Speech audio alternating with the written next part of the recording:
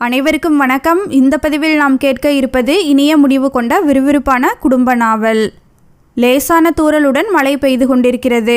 ரோஜா செடியில் அன்று மலர்ந்த பூவில் மழைத்துளிகள் பட்டு தெரித்து விழும் காட்சியை பார்த்தபடி கையில் +2 கெமிஸ்ட்ரி புத்தகத்துடன் அமர்ந்திருக்கிறான் திவாகர்.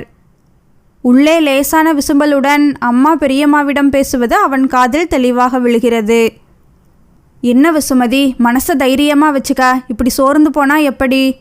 ஆத்திரமும் அகங்காரமுமா பேசி விரட்டி அடிச்சுட்டு இப்படி வருத்தப்பட்டா அதுக்கு அர்த்தம் இல்லாமல் போயிடும் வசு. புரியுதுக்கா, இருந்தாலும் 16 வருஷம் அவருடன் வாழ்ந்தவளாச்சே. ஒவ்வொரு நிமிஷமும் அவருக்காக வாழ்ந்த என்ன இப்படி நம்ப வச்சு ஏமாத்திட்டாரே, அதை என்னால் தாங்க முடியலையே.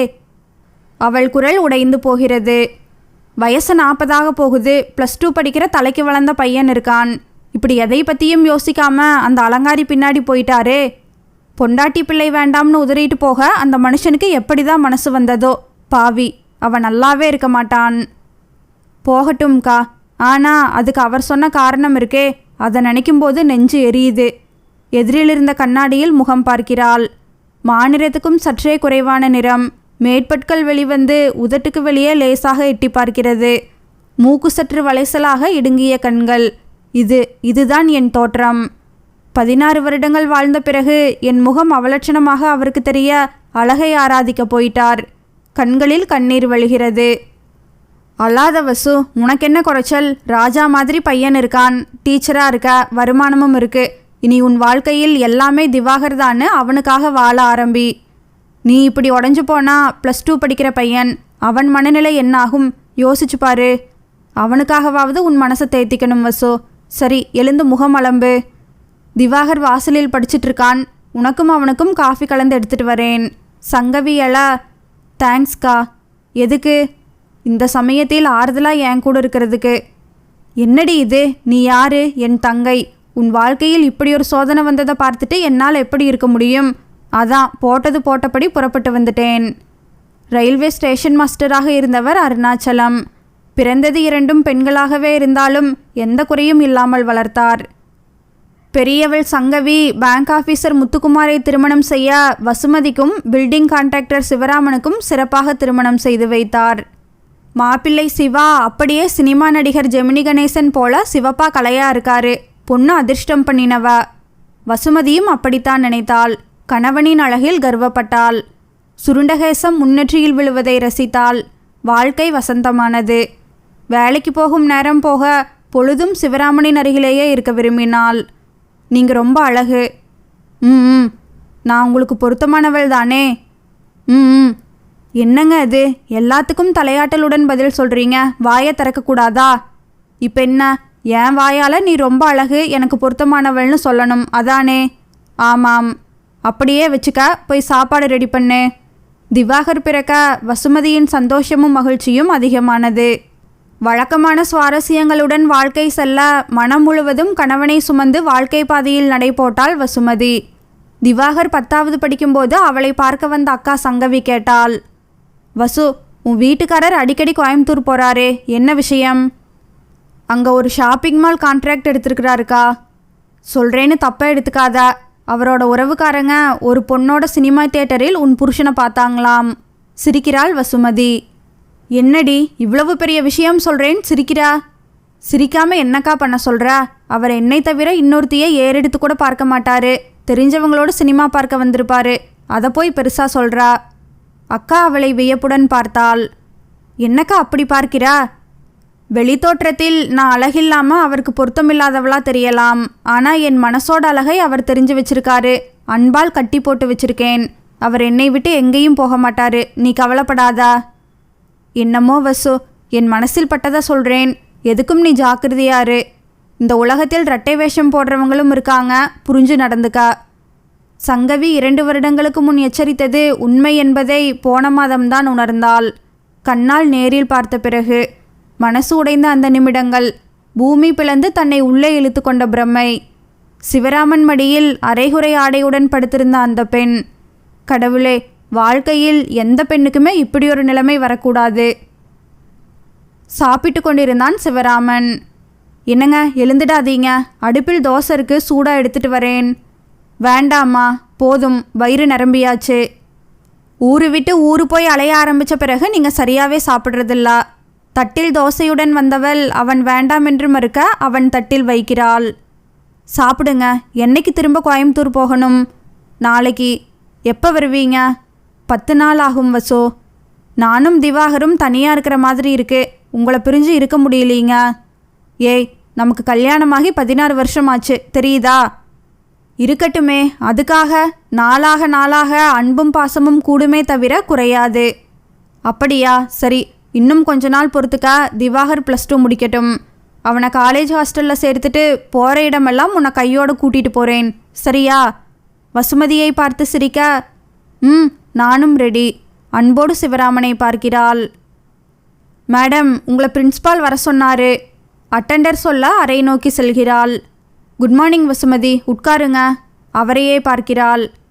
ஒரு சின்ன வேலை, கோயம்புத்தூர் வரைக்கும் போயிட்டு வர முடியுமா? சொல்லுங்கள் சார். நம்ம ஸ்கூலில் ஆனுவல் டேக்கு நீங்கள் ப்ரிப்பேர் பண்ணி அரங்கேறிய நாடகம் ஒருவனுக்கு ஒருத்தி அன்றைய நிகழ்ச்சியில் பெஸ்ட் பர்ஃபார்மன்ஸ்னு அவார்டு வாங்கிச்சு. அதே ட்ராமாவை என் ஃப்ரெண்டு நடத்துகிற ஸ்கூலில் ஆனுவல் டேக்கு பண்ணலாம்னு ஆசைப்படுறாரு. அந்த ஸ்கிரிப்டை எடுத்துகிட்டு போய் நீங்களே 2 நாள் அங்கேருந்து சொல்லி தந்துட்டு வர முடியுமா? கோயம்புத்தூர் போகணும். அவர் அங்குதான் இருக்கிறார். 2 நாட்கள் அவருடன் இருக்க சந்தர்ப்பம். என்ன வசுமதி யோசிக்கிறீங்க? உங்களுக்கு விருப்பமில்லாட்டி பரவாயில்ல. இல்லை சார், போகிறேன். எப்போ போகணும்னு சொல்லுங்கள். நாளைக்கு. ஓகே சார், நான் ரெடி. ப்ரீஃப் கேஸில் 2 நாட்களுக்கான துணிமணிகளை எடுத்து வைக்கிறாள். திவா, ஃப்ரிட்ஜில் மாவு இருக்குது, தக்காளி சட்னி வச்சுருக்கேன். ஸ்கூலுக்கு சாப்பிட்டு போ. மதியானம் மெஸ்ஸில் சாப்பிடு, வயிற்ற காய போடாதா. நான் சாப்பிட்றது இருக்கட்டும், நீ கோயம்புத்தூர் வரதா அப்பாவுக்கு ஃபோன் பண்ணி சொல்லிட்டியா? இல்லை. ஏன்மா? சஸ்பென்ஸாக இருக்கட்டும். திடீர்னு நான் விடிகிற நேரம் அவர் முன்னால் போய் நின்னா ஆச்சரியப்படுவார். அந்த கண்களில் தெரிகிற சந்தோஷத்தை நான் பார்க்கணும். இருட்டு கலையாத நேரம். ஆட்டோவிலிருந்து இறங்குகிறாள் வசுமதி. வாசல் நடையில் படுத்திருக்கும் வாட்ச்மேன் எழுந்திருக்கிறான். நீங்கள் யார்? இது மிஸ்டர் சிவராமன் தங்கியிருக்கிற வீடு தானே? ஆமாம். நீங்கள்? கதவை திறப்பா, பலமான காவலாளியாக இருக்கா. நான் அவர் சம்சாரம்தான். அவன் கண்களில் மிரட்சி. கதவை தள்ளி கொண்டு உள்ளே நுழைகிறாள். விடியும் நேரம். பெட்ரூமில் இழுத்து போர்த்தி தூங்கிக் கொண்டிருப்பார். அவர் கன்னத்தை வருடி சுருண்ட கேசத்தை செல்லமாக கலைத்து அவர் காதில், ஏய் சிவா, எழுந்திரு, உன் வசு உன்னை தேடி வந்திருக்கேன். தூக்கம் கலைந்து என்னை அப்படியே தன் மார்பில் சாய்த்து கொள்வார். மனதில் எண்ணங்கள் விரிய ஒரு கழித்திருந்த பெட்ரூம் கதவை திறக்கிறாள்.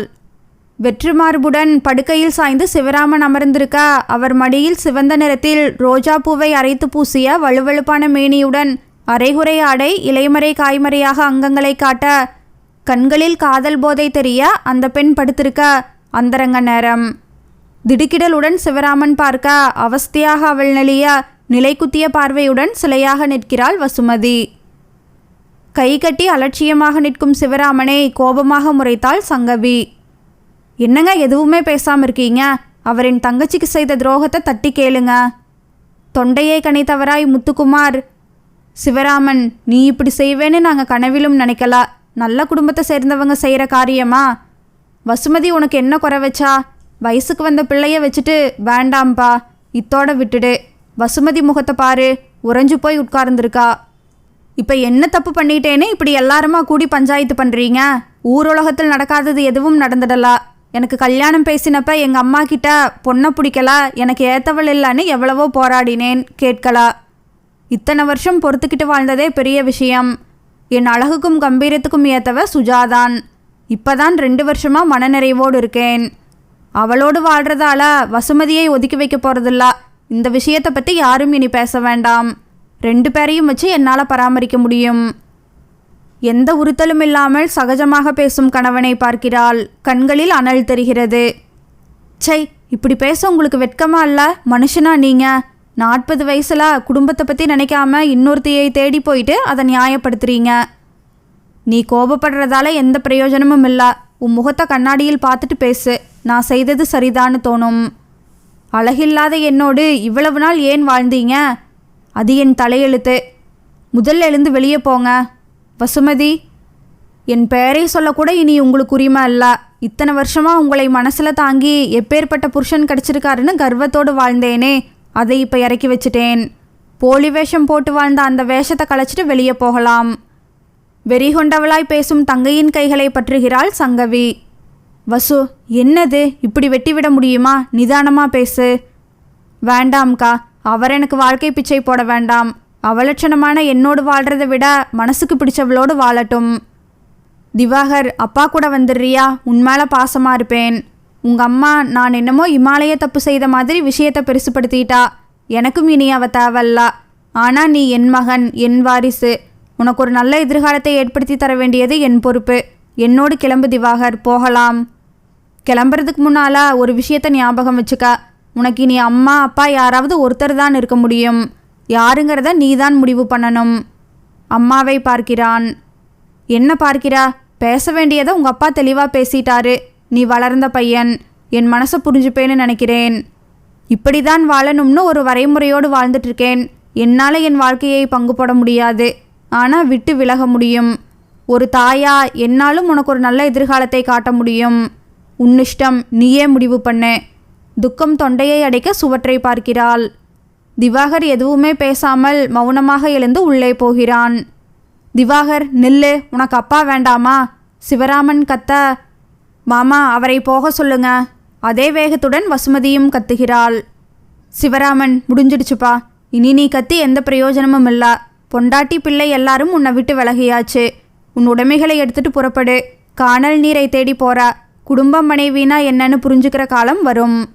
அப்போ நீ தனி மனுஷனா நிற்க போற. முத்துக்குமாரின் குரலில் வெறுப்பு தெரிகிறது. வசுமதியை பார்க்கிறான். இனி எதுக்காகவும் நீயும் உன் பிள்ளையும் என்னை தேடி வரமாட்டீங்க இல்லையா? அப்படி ஒரு நிலைமை எங்களுக்கு வராது. பார்க்கலாம். இந்த ஆணவத்தால் நீ தான் கடைசியில் எல்லாத்தையும் இழந்து நிற்க போறா. தைரியமாக தன் ஆசை நாயை அழைத்து வந்து சென்னையில் வீடு பார்த்து குடித்தனம் வைக்கிறான் சிவராமன். தாலி கட்டாத அவனுடன் வாழத் தொடங்குகிறாள் சுஜாதா. சுஜா, உனக்காக, இந்த அழகு மயிலுக்காக எல்லாத்தையும் பகைச்சிட்டு வந்துட்டேன். என்னை விட்டு போக மாட்டியே? இனி என் வாழ்க்கை உன்னோடுதான். ராகமாக பாடி அவன் மார்பில் சாகிறாள். வசுமதி, நீ செய்தது தப்பு. தனி மனுஷியா உன்னால் வாழ முடியுமா? ஆம்பளைங்க முன்ன பின்ன இருந்தாலும் அனுசரித்து போய் திருத்த பார்க்கணும். இப்படி ஒரே அடியாக வெட்டி விட்டுட்டியே. தூரத்து அத்தை புலம்புகிறாள். திருத்துறதுக்கு அவர் ஒன்றும் அறியா பிள்ளை இல்லை. தெரிஞ்சே செய்த தப்பை ஒத்துக்க முடியாதத்தா. இப்போ என்ன, அதனால் அந்த சிவராமன் உடஞ்சு போயிட்டானா? இல்லையே, நல்லா ஊர் பார்க்க அவளை கூட்டி வந்து உன் கண் முன்னாலேயே குடித்தனம் நடத்துகிறான். எப்படி இதையெல்லாம் பொறுத்துட்ருக்கா? எனக்கு என் பிள்ளை போதும். மனமிருக பதிலளிக்கிறாள் வசுமதி. +2 முடித்து காலேஜ் படிப்பதற்காக வெளியூர் கிளம்பிய திவாகரின் கையை பற்றுகிறாள். திவா, அம்மா மேலே உனக்கு வருத்தம் இல்லையே? எதுக்குமா? அப்பா கிட்டேருந்து உன்னை பிரிச்சுட்டேன்னு. பிரித்தது நீ இல்லாமா, பிரிஞ்சு போனவர் அவர்தான். நீ வருத்தப்படாதம்மா, உனக்கு நான் இருக்கேன். கடைசி வரை உன் மனசு கொண்டாமல் நடந்துப்பேன். உன் பேச்சுக்கு கட்டுப்பட்டு நீ சொல்கிறத கேட்கிற பிள்ளையாய் கடைசி வரை இருப்பேன்மா. மகனை தழுவிக்கொள்கிறாள் வசுமதி. இத்தனை வருடங்கள் அந்தரங்க சுத்தமாய் அன்பும் பாசமுமாக வாழ்ந்த வாழ்க்கையை பொய்யாக்கி விட்டு சென்ற கணவனை, அவன் நினைவுகளை மனதிலிருந்து சுத்தமாக வழித்தருகிறாள். காலமும் கடவுளும் கை கொடுக்க அக்கா சங்கவியின் ஆதரவுடன் திவாகரின் படிப்பு நல்லவிதமாய் முடிய, படித்து முடித்த கையோடு பெங்களூரில் பெரிய சாஃப்ட்வேர் நிறுவனத்தில் வேலையும் கிடைக்க உண்மையில் மனமகிழ்ந்து போகிறாள். திவாகரின் படிப்பிற்காக பேங்கில் லோன் ஏற்பாடு செய்த போது அவளுக்கு தெரிந்த நண்பன், வசுமதி, சொல்கிறேன்னு தப்பாக எடுத்துக்காதீங்க. கணவனை வேண்டாம்னு சொன்னது சரி. அதுக்காக உங்கள் வாழ்க்கையை கேள்விக்குறியாக்கிட்டு போனவனை சுதந்திரமாக விட்டுட்டீங்க. உங்கள் தேவைக்கு ஜீவனாம்சம் கேட்டிருக்கலாம். மாதம் ஏதாவது பணம் ஏற்பாடு செய்து வாங்கியிருக்கலாம். மகனின் படிப்புக்கு இவ்வளவு சிரமப்பட வேண்டாமே. அவரையே வேண்டாம்னு உதறிட்டு வந்த பிறகு அவர் மூலமாக எந்த உதவியும் எதிர்பார்ப்பும் வேண்டாம்னு முடிவு பண்ணிட்டேன். என்னால் என் மகனுக்கு வழிகாட்ட முடியும். உண்மையில் நீங்கள் தைரியமான மனுஷிதான். அதற்கு பிறகு எத்தனையோ விஷயங்கள் சிவராமனை பற்றி அவள் காதில் விழத்தான் செய்தன. புதிதாக வீடு வாங்கியிருக்கார். வியாபாரம் கொடிகட்டி பறக்கிறது. படகு போன்ற காரில் ஆசை நாகியுடன் வலம் வருகிறார். இதையெல்லாம் வசுமதி பொருட்படுத்தவில்லை. அவள் மனம் முழுக்க நிறைந்திருந்தவன் திவாகர் மட்டும்தான். அம்மா, இங்கே வாயேன். என்ன திவாகர்? பெரியம்மா கிட்ட எனக்கு வேலை கிடைச்சதை சொல்லிட்டியா? முதல்ல அக்கா கிட்ட தான் சொன்னேன். 2 பேரும் ரொம்பவே சந்தோஷப்பட்டாங்க. உன் திவாகர் இருக்கிற வரை நீ எதுக்கும் கவலைப்பட வேண்டாம்னு சொன்னாங்க. அம்மாவை ஆழ்ந்து பார்க்கிறான். உனக்கு நான் மட்டும் போதுமாம்மா? அப்பாவை சுத்தமாக மறந்துட்டியா? பதில் சொல்லாமல் சிறிது நேரம் அவனை பார்த்தவள், உன்னை அவர்கிட்ட இருந்து பிரிச்சுட்டேன்னு நினைக்கிறியா திவா? இல்லைம்மா, அப்படி இல்லை. ஒவ்வொரு நிமிஷமும் எனக்காக நீ பட்ட கஷ்டங்கள், என் படிப்பிற்கு பணத்துக்கு நீ அலைஞ்சது எல்லாத்தையும் பார்த்தவன்மா.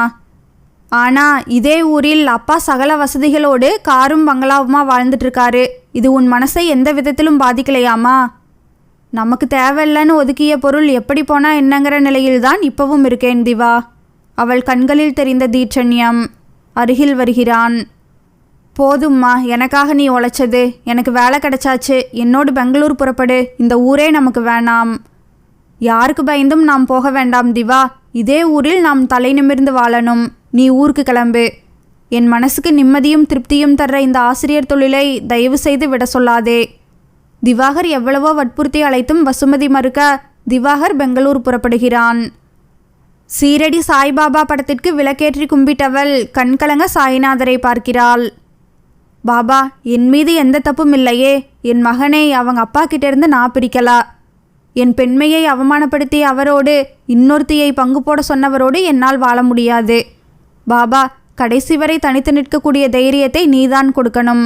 எந்த காரணத்துக்காகவும் அவர் காலடியில் சரணடைய வச்சுடாதா. வசுமதியின் கண்களில் கண்ணீர் வழிகிறது. ஊரிலிருந்து வந்திருக்கும் அக்காவுக்கு பிடிக்கும் என்று போலி செய்தவள் தட்டில் வைத்து எடுத்து வருகிறாள். சூடா இருக்கு, சாப்பிடுக்கா. தட்டை வாங்கி கொண்டவளாய், உட்காரு வசு, நீ ரொம்பவும் இழைச்சி போயிட்டா. உன் உடம்ப கவனிக்கிறது இல்லையா? திவாகர் நீ நினச்சபடி நல்லா வந்துட்டான். நல்ல வேலையும் கிடைச்சாச்சு. இனியாவது மனசை அலைப்பாய விடாம நிம்மதியாரு. பின்புறம் யாரோ கூப்பிடும் சத்தம் கேட்க, வேலைக்காரி வந்துட்டா போல இருக்கு, கதவை திறந்து விட்டுட்டு வரேன். உள்ளே சென்றவள் போலி செய்த எண்ணெய் தடவிய வாழை இலை வழியில் கிடப்பதை கவனிக்காமல் காலை வைக்க, ஐயோ அம்மா, மடங்கி விழுகிறாள். வசுமதி, என்னாச்சு? கையிலிருந்த தட்டை கீழே தவறவிட்டவளாய் தங்கையை நோக்கி ஓடி வருகிறாள் சங்கவி. காலில் கட்டுடன் ஆஸ்பத்திரி கட்டிலில் படுத்திருக்கிறாள் வசுமதி. வலதுகால் தொடையெலும்பு முறிந்து பிளேட் வைத்த ஆப்ரேஷன் நடந்து 4 நாட்கள் ஆகியிருந்தது. நிமிஷமாக நடந்துடுச்சு. எல்லாம் என்னால் வந்த வினை. நான் வந்ததினால்தான் வேலையை இழுத்து போட்டுக்கிட்டு இப்படி வலிக்கு விழுந்து எலும்பை முறிச்சுக்கிட்டா. அதுக்கு நீ என்னக்கா செய்ய முடியும்? இதெல்லாம் நான் பட வேண்டிய வேதனை. பட்டுதானே ஆகணும். வேலைக்கு சேர்ந்த கையோடு திவாகர் எனக்காக ஓடி வந்தது தான் கஷ்டமாக இருக்கு. என்னம்மா நீ? உனக்கு அடிபட்டுடுச்சுன்னு கேள்விப்பட்ட பிறகு என்னால் ஒரு நிமிஷம் கூட இருக்க முடியல. உனக்கு பிறகுதான் எனக்கெல்லாம். எனக்கு லீவு கிடைக்கும், நீ கவலைப்படாமரு. நீ ஊருக்கு கிளம்பு திவா. இன்னும் எத்தனை நாள் லீவு போடுவா? வேலைக்கு சேர்ந்த புதுசு. வேலைக்காரியை வச்சு பார்த்துப்பேன்.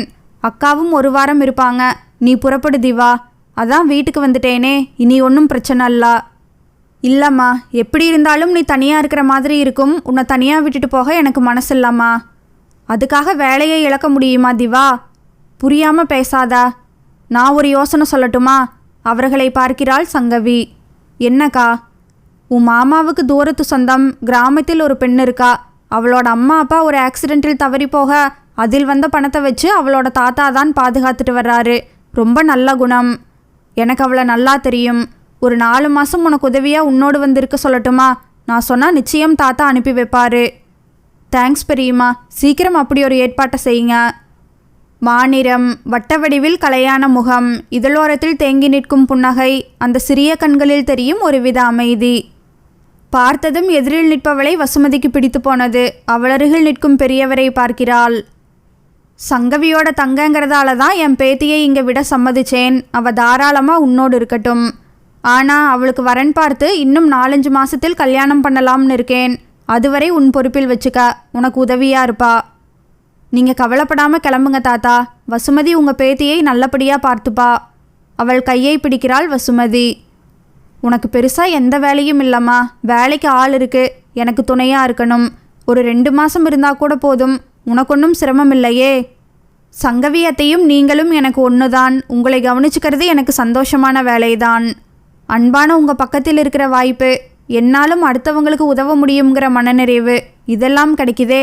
சரி, நீங்கள் இப்படி சேரில் உட்காருங்க. படுக்கை கசங்களாக இருக்குது. சரி பண்ணிட்டு படுக்க வைக்கிறேன். சொன்னவள் வசுமதியின் தோள்களை பிடித்து தூக்கி அருகில் இருந்த சேரில் உட்கார வைத்து படுக்கை விரிப்பை சரி செய்கிறாள். உன் பேர் என்னம்மா? கவிதா. கவிதையான பெயர்.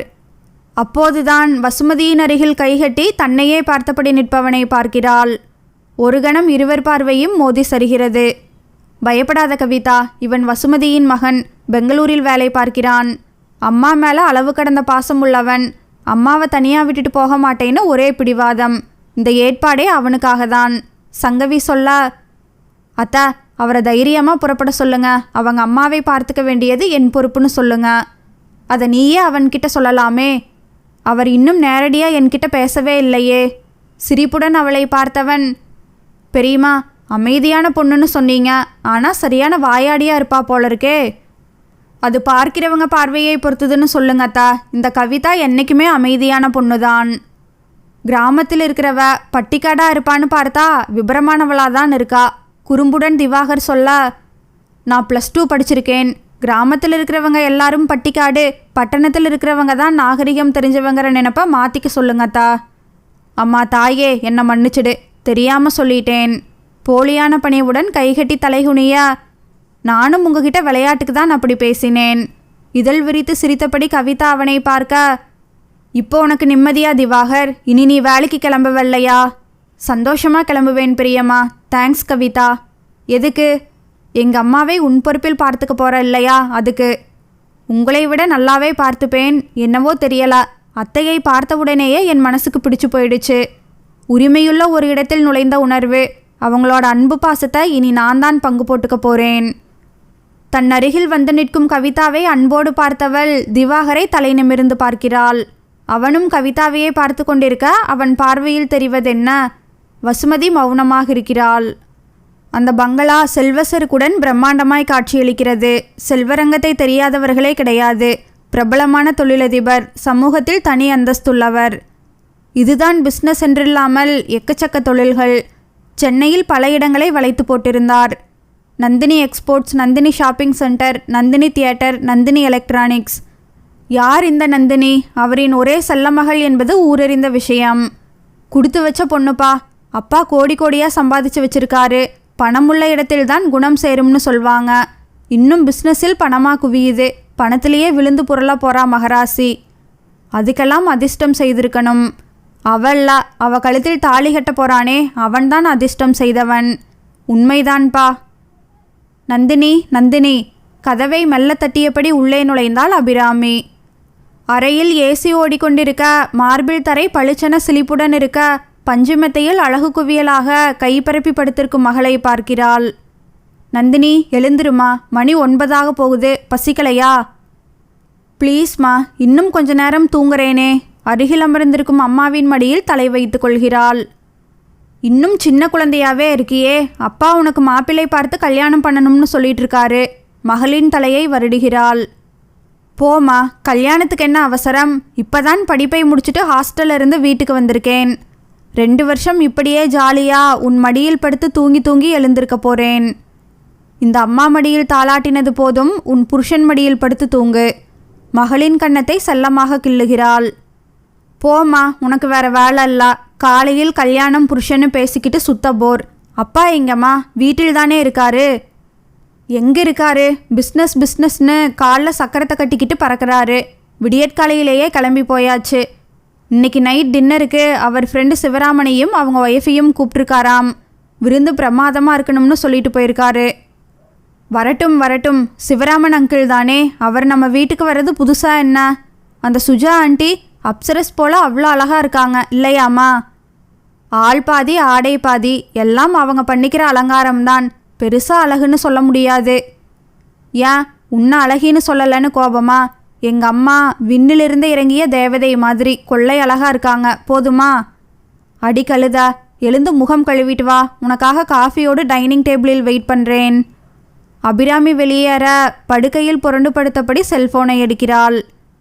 Hello Diwakar, good morning. காலை வணக்கம் என் நந்தினி கண்ணே. படுக்கையை விட்டு மேன்மை பொருந்திய நந்தினி அவர்கள் எழுந்தாச்சா? உதைப்பட போகிற படவா? 1 மாசமா அம்மாவுக்கு உடம்பு சரியில்லைன்னு என்கிட்ட பேசாமல் இருந்துட்டு கிண்டலா? இப்போ எங்கே இருக்கா? சென்னையில் தானே? ஆமாம், நாளைக்கு கிளம்புறேன். இன்னைக்கு ஈவினிங் மீட் பண்ணுவோம்.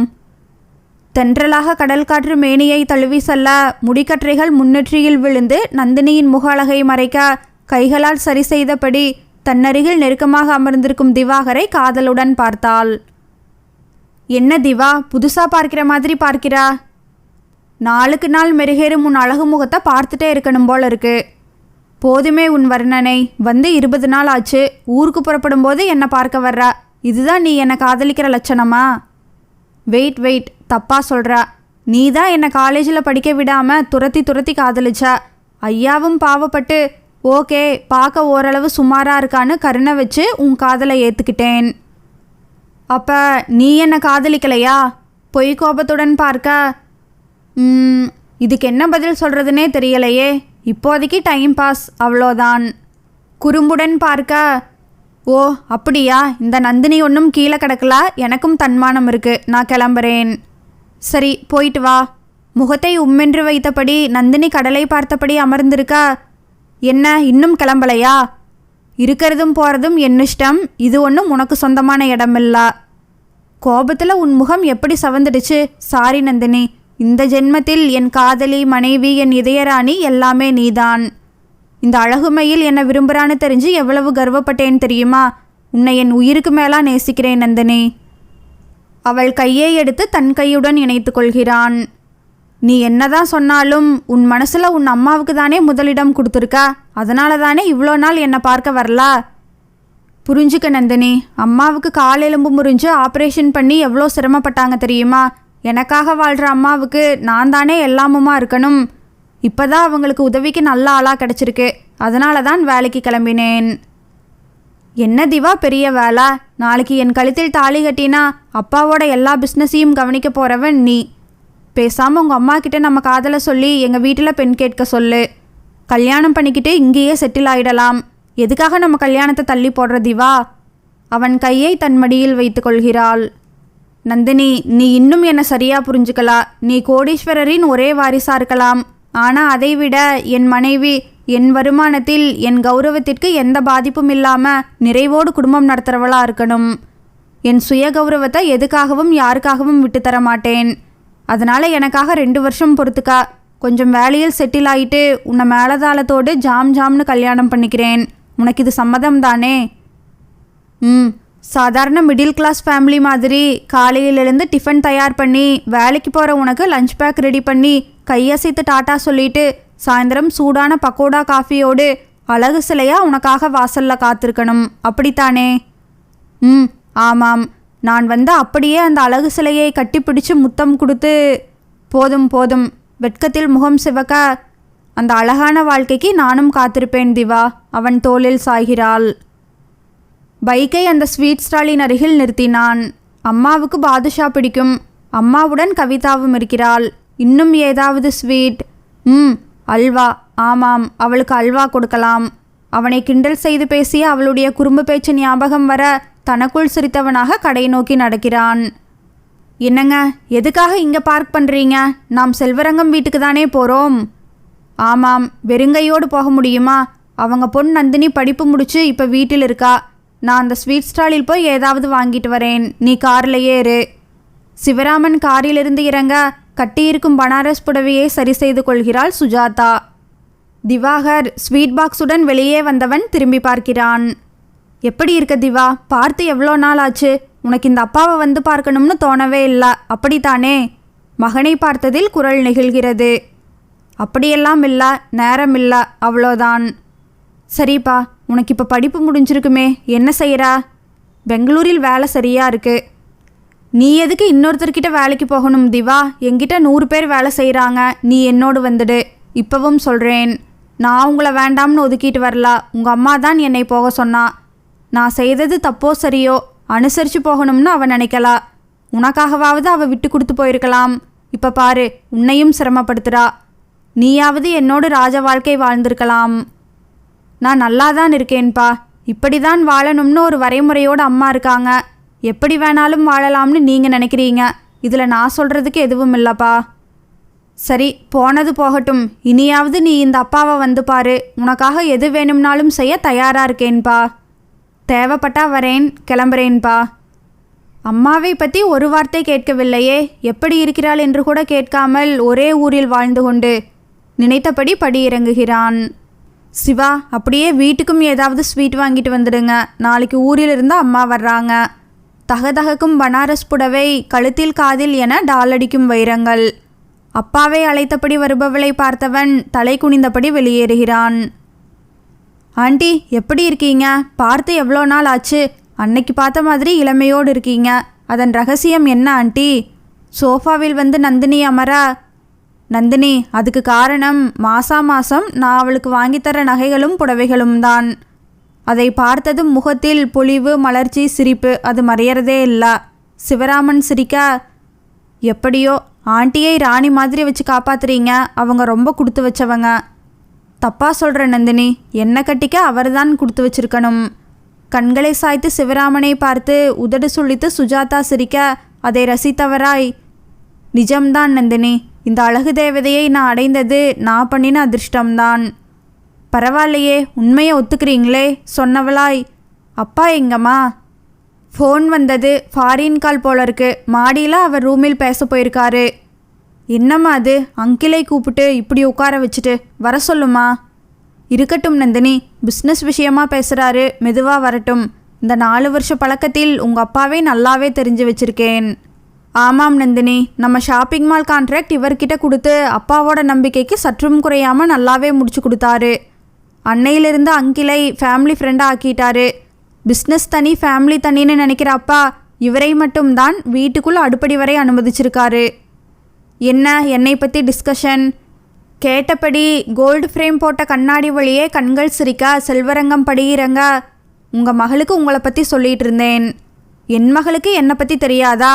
மகளருகில் அமர்கிறார். தெரியும்பா, உங்கள் ஃப்ரெண்ட்ஷிப்பை பற்றி சொல்லிகிட்டு இருந்தாங்க. சிவராமனை சொல்கிறியா? ஒரு உண்மையை சொல்லட்டுமா?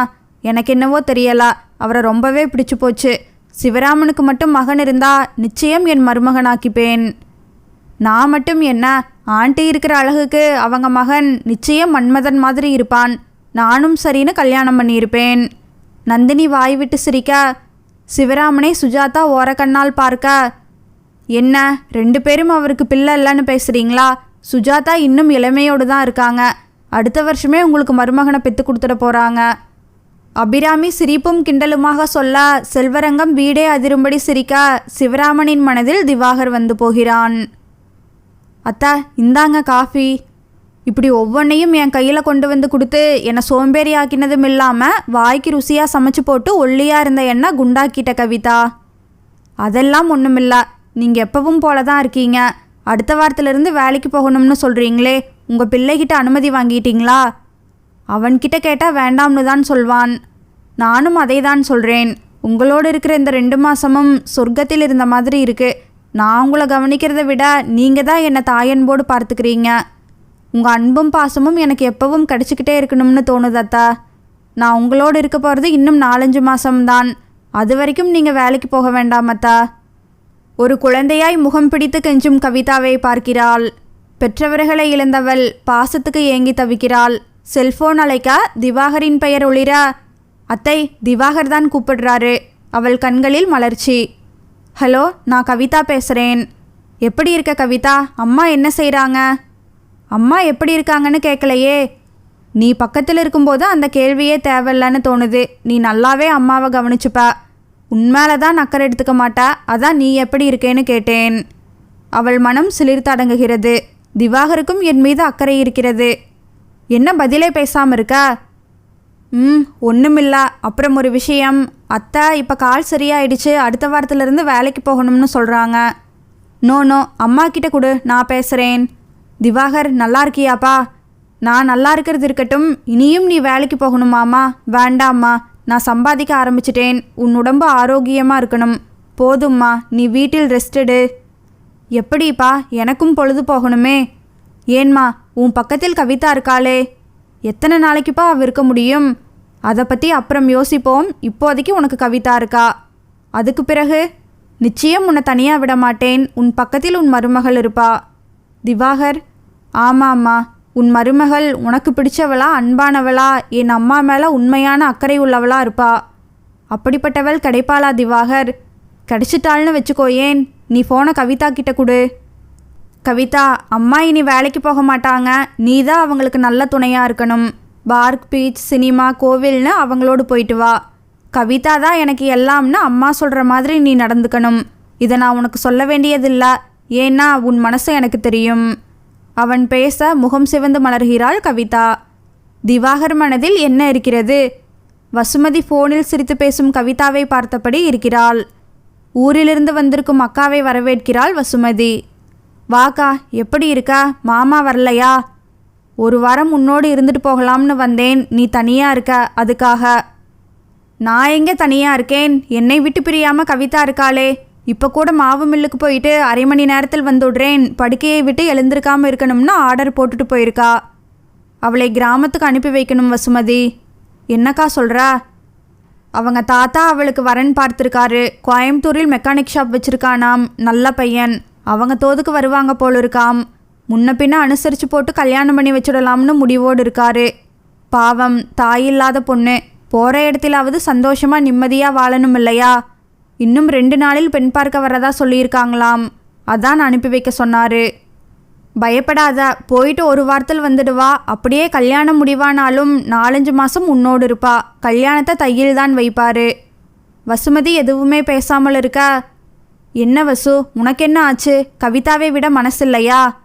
அந்தளவு உன் மனசில் சிம்மாசனம் போட்டு உட்கார்ந்துட்டாளா? சிரிக்கிறாள் சங்கவி. அவளுக்கு கல்யாணம் முடிவானா நாமும் ஏதாவது செய்யணும் வசு.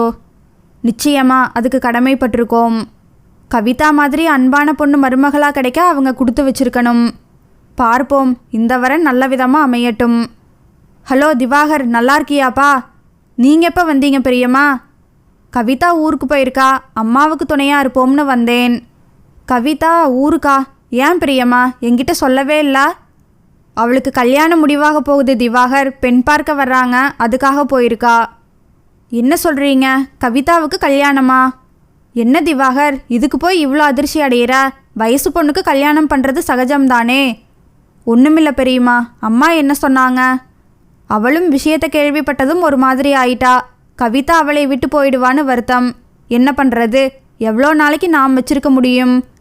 நீ சீக்கிரம் கல்யாணம் பண்ணிக்க திவாகர். உங்கள் அம்மாவோட குறை தீர்ந்துடும். கல்யாணம் முடிவாகிடுமா பெரியம்மா? தெரியலையே திவா. அவங்களுக்கு பிடிக்கணும், எல்லாம் ஒத்து வரணும். எவ்வளவோ விஷயங்கள் இருக்கே. ஏன் கேட்கிறா? ஒன்றுமில்ல பெரியம்மா. கவிதா அப்போ நீ வரமாட்டாளா? வருவாப்பா. இன்னும் 4 நாளில் வந்துடுவா. என்ன செய்தியோடு வர்றான்னு தெரியலா. சரி, அவள் வந்ததும் உடனே ஃபோன் பண்ண சொல்லுங்க. அம்மா எங்கே பெரியம்மா? குளிச்சிட்ருக்கா திவாகர்.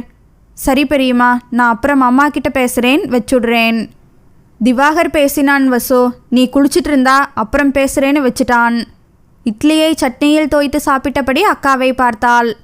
கவிதாவை கேட்டானாக்கா? ஆமாம், விஷயத்தை சொன்னேன். கொஞ்ச நேரம் பதிலே பேசலா. ஏன்னு புரியலா. 2 பேருமே கவிதாவுக்கு கல்யாணம் பேச போகிறாங்கன்னு கேள்விப்பட்டதும் அப்செட் ஆகிட்டீங்க. அந்தளவு அவள் மேலே பிரியம் வச்சுட்டீங்கன்னு நினைக்கிறேன். என்ன செய்கிறது? என்னைக்கு இருந்தாலும் அவள் போகிறவதான். இங்கேயே நிரந்தரமாக இருக்க முடியுமா என்ன? உன் தனிமையை விரட்டணும்னு நினச்சா நீ சீக்கிரமே திவாகருக்கு கல்யாணம் பண்ணி வச்சுடுறது நல்லது வசு. மௌனமாக இருக்கிறாள் வசுமதி. உடலழகு வெளியே தெரிய மெல்லிய ஷிஃபான் சேலையை உடுத்தியவள் கூந்தலை தளர பின்னி மல்லிகை சரத்தை தொங்கவிட்டாள். ஆளை அசத்தும் இந்த அழகில்தான் நான் மயங்கிட்டேன். கண்ணாடியில் தன்னை ரசித்து கொண்டிருந்தவள் திரும்பினாள். நீங்கள் எப்போ வந்தீங்க? உங்கள் அம்மா வர்றதா சொன்னாங்கன்னு சொன்னியே. வந்திருப்பாங்க, பார்த்துட்டு சைட்டுக்கு போகலாம்னு வந்தேன். அவங்க வந்தாச்சா? இன்னும் இல்லைங்க. கார் தகராறு பண்ணுதாம்.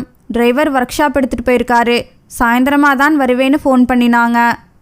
எழுந்து சிவராமன் அருகில் சென்றவள் தன் கைகளை மாலையாக தொங்கவிட்டாள். இப்போ உனக்கு என்ன வேணும்? கண்களால் அவளை ரசித்தபடி கேட்க, அம்மா ஏன் தனியாக இருக்கணும்? நம்மோடு வந்து இருக்க சொல்லட்டுமா? அவங்களுக்கும் நம்மை விட்டால் யார் இருக்காங்க? நீ சொல்கிறதும் சரிதான். அவங்க இஷ்டப்பட்டா இங்கேயே இருக்கட்டும். நீங்கள் இப்படி தான் சொல்லுவீங்கன்னு எனக்கு தெரியும். நேற்று செல்வரங்கம் சொன்னதை கவனிச்சியா? அவ்வளோ பெரிய கோடீஸ்வரர் என்னை சம்மந்தியாக்கிக்க நினைக்கிறாரு. எனக்கு மகன் இருந்தா அவர் மகளை கட்டி வைப்பேன்னு சொல்கிறாரு. எனக்கு திவாகர் ஞாபகம் தான் வந்தது. சுஜாதாவின் அழகு முகம் சுருங்கியது.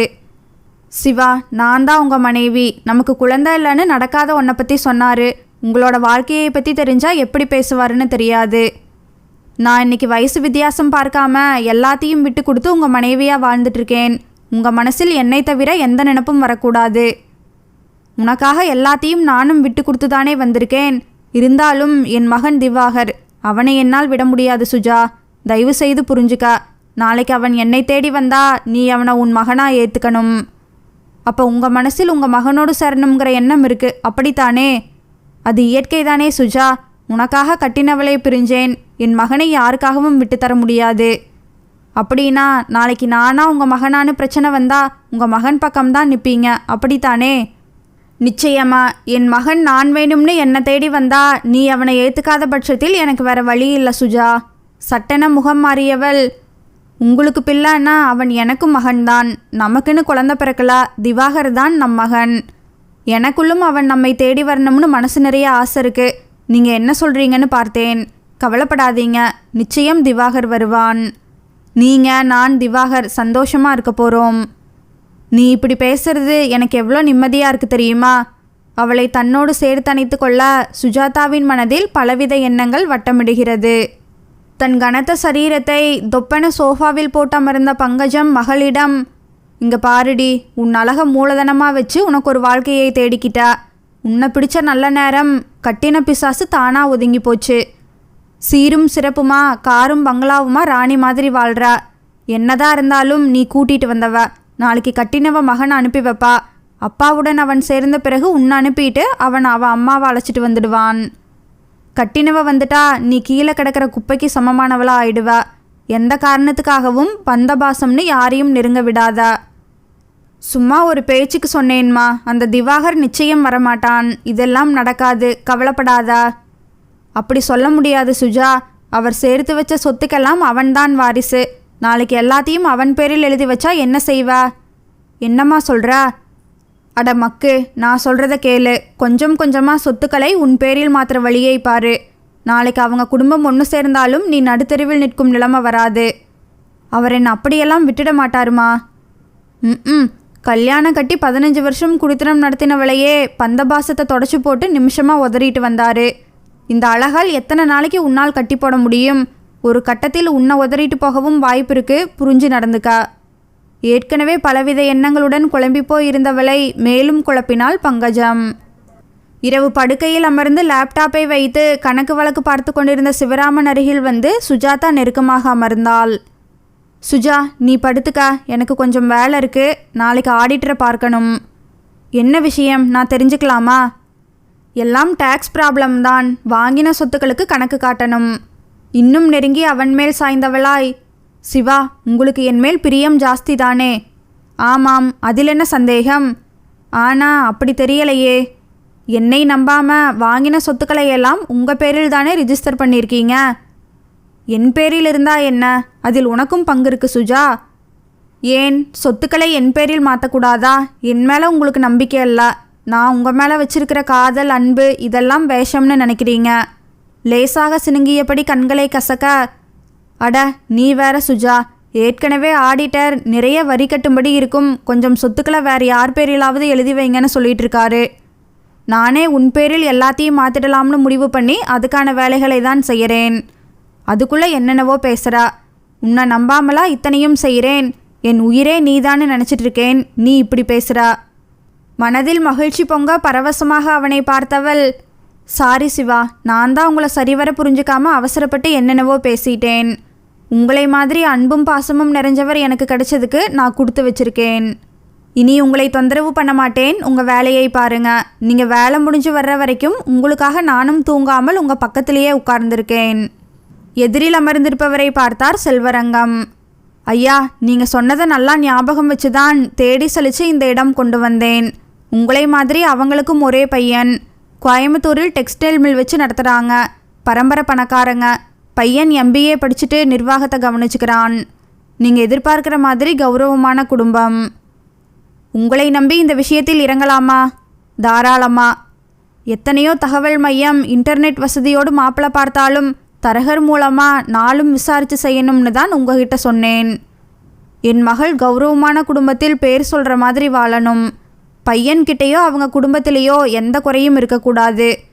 ஏன், சேர்த்து வச்சிருக்கிற கோடிக்கணக்கான சொத்துக்கெல்லாம் அவதான் வாரிசு. நாளைக்கு பணத்துக்காக யாரும் எங்களை ஏமாத்திடக்கூடாது. அதான் அவள் கல்யாண விஷயத்தில் இவ்வளவு கவனமாக இருக்கேன். நீங்கள் ஒன்றும் பயப்பட வேண்டாம். அவங்களும் உங்களோட சம்மந்தம் வச்சுக்க ஆவலாக இருக்காங்க. முதல்ல பையனோட அப்பாவை உங்ககிட்ட பேச ஏற்பாடு பண்ணுறேன். அப்புறம் நீங்களே முடிவு பண்ணுங்க. ஒன்றும் அவசரமில்லை. அவங்க அட்ரஸை என் PA கிட்ட கொடுத்துட்டு போங்க. நானும் அவங்க குடும்பத்தை பற்றி விசாரிக்கிறேன். அப்புறமா நேரில் சந்திக்கலாம். மேனேஜர்கிட்ட உங்களுக்கு பணம் தர சொல்லியிருக்கேன், வாங்கிட்டு கிளம்புங்க. நல்லது ஐயா. யாருங்க அது? ரொம்ப நேரமாக ஆஃபீஸ் ரூமில் உட்கார வச்சுட்டு பேசிகிட்டு இருக்கீங்க. எல்லாம் நம்ம நந்தினி கல்யாண விஷயமாத்தான். நானும் சொல்லணும்னு இருந்தேன். அவளுக்கு நமக்கு ஏற்ற மாதிரி நல்ல இடமா பார்க்கணுங்க. செல்லமாக வளர்ந்தவ, போகிற இடத்தில் சந்தோஷமாக இருக்கணும். அவளுக்கு என்ன குறைச்சல்? கோடீஸ்வரி, மகாராணி மாதிரி வாழ வைப்பேன். நீ எதுக்கும் கவலைப்படாத. நல்லா சலிச்சு வைர மாதிரி ஜொலிக்கிற மாப்பிள்ளையை தான் என் மகளுக்கு தேர்ந்தெடுப்பேன். அபிராமியை பார்த்து சிரிக்கிறார் செல்வரங்கம். திவாகர், என்ன பண்ணுறீங்க? இப்போதான் சாப்பிட்டேன். இனி என்ன தூக்கம்தான். நீங்கள் நல்லா சாப்பிட்டு நிம்மதியாக இருக்கீங்க. இங்கே நான் தான் எப்பவும் உங்கள் நினப்பா தூக்கம் வராமல் இருக்கேன். தினமும் காலையில் விடிஞ்சது தெரியாமல் 9 மணி வரை தூங்கி அம்மா வந்து எழுப்பினாதான் எழுந்திருக்கிறா. நல்லாவே பொய் சொல்கிறா. ஏய், நிஜமாதான். நான் தூங்க 2 மணி ஆகிடுது தெரியுமா? அது வரைக்கும் உன்னை பற்றி நினச்சிக்கிட்டு பைத்திய மாதிரி உன் ஃபோட்டோவை பார்த்து பேசிகிட்டு இருக்கேன். நான் மட்டும் என்ன, உன் நினைவுகளோடு தான் தூங்குறேன். நிஜமாக சொல்கிறியா திவா? அப்புறம் பொய்யா சொல்கிறேன்? எப்போ உன் கழுத்தில் தாலி கட்ட போகிறோம்னு காத்துட்ருக்கேன். அப்புறம் ஏன் கல்யாணத்தை தள்ளி போட நினைக்கிறா? ஐயாவுக்குன்னு சில கடமைகள் இருக்கே. நாளைக்கு என்ன நம்பி வந்தவளை சந்தோஷமாக வாழ வைக்க வேண்டாமா? அதுக்காக சீக்கிரம் என்னை கூட்டிகிட்டு போ திவா. நந்தினி சின்னுங்க. அப்போ சரி, நாளைக்கே வரேன். ரெடியாக இருக்கியா? பெட்டியோடு வாசலில் காத்திருக்கேன். வேற வினையே வேண்டாம். உங்கள் அப்பா என்னை ஜெயிலில் தள்ளிட்டு தான் மறுவேளை பார்ப்பாரு. பெரியவங்க சம்மதத்தோடு நம்ம கல்யாணம் சிறப்பாக நடக்கும். இப்போதைக்கு கண்ணை மூடிட்டு சமர்த்து பொண்ணா தூங்கு. Good night. இப்போ என்ன நடந்துடுச்சுன்னு இப்படி முகம் சோர்ந்திருக்க கவிதா? இந்த இடம் அமையாட்டி என்ன, இதை விட நல்லதாக அமையும். சங்கவி சொல்ல, நானும் அதை தான் நினைக்கிறேன். உனக்கு இதை விட நல்ல வரன் அமைய போகுதுன்னு தான் எனக்கும் தோணுது. உண்மையே சொல்லப்போனால் இந்த இடம் அமையாதது எனக்கு நிம்மதியாகவே இருக்குது. என்ன வசுமதி இப்படி பேசுகிறா? ஆமாம்க்கா, கவிதாவை பிரியவே எனக்கு மனசு வரல. நிமிர்ந்து வசுமதியை பார்த்த கவிதா, எனக்கு தாத்தாவை நினைக்கும் போது தான் கஷ்டமாக இருக்குது. எனக்கு ஒரு நல்ல வாழ்க்கை அமைச்சு கொடுக்கணும்னு துடிக்கிறாரு. காசு பணம் அதிகம் கேட்க தன்னால் முடியலையேன்னு வருத்தப்படுறாரு. அப்பா அம்மாவை இழந்த எனக்கு ஒரே ஆதரவு தாத்தா தானே. அவரும் என்னை பற்றின கவலையில் என்னை விட்டு போயிடுவாரோன்னு பயமாக இருக்குது. கண்கலங்குகிறாள் கவிதா. ஏய் பைத்தியம், ஏன் இப்படியெல்லாம் பேசுகிற? உனக்கு நான் இருக்கேன். உனக்கு ஒரு நல்ல எதிர்காலத்தை நான் காண்பிப்பேன். கண்ணத்தொட சொன்ன வசுமதி எழுந்து சுவாமி அறை நோக்கி செல்கிறாள். செல்போன் அழைக்க, வசுமதி உனக்கு தான், திவாகர் கூப்பிடுறான். எடுத்து பேசுக்கா, இதோ வரேன். திவாகர், நல்லா இருக்கியாப்பா? நல்லா இருக்கேன் பிரியம்மா. கவிதா வந்தாச்சா? இப்போதான் வந்தா. என்னாச்சு அவ கல்யாணம்? சரி வரலைப்பா. அவங்க அதிகம் எதிர்பார்க்குறாங்களாம், தட்டி போச்சு.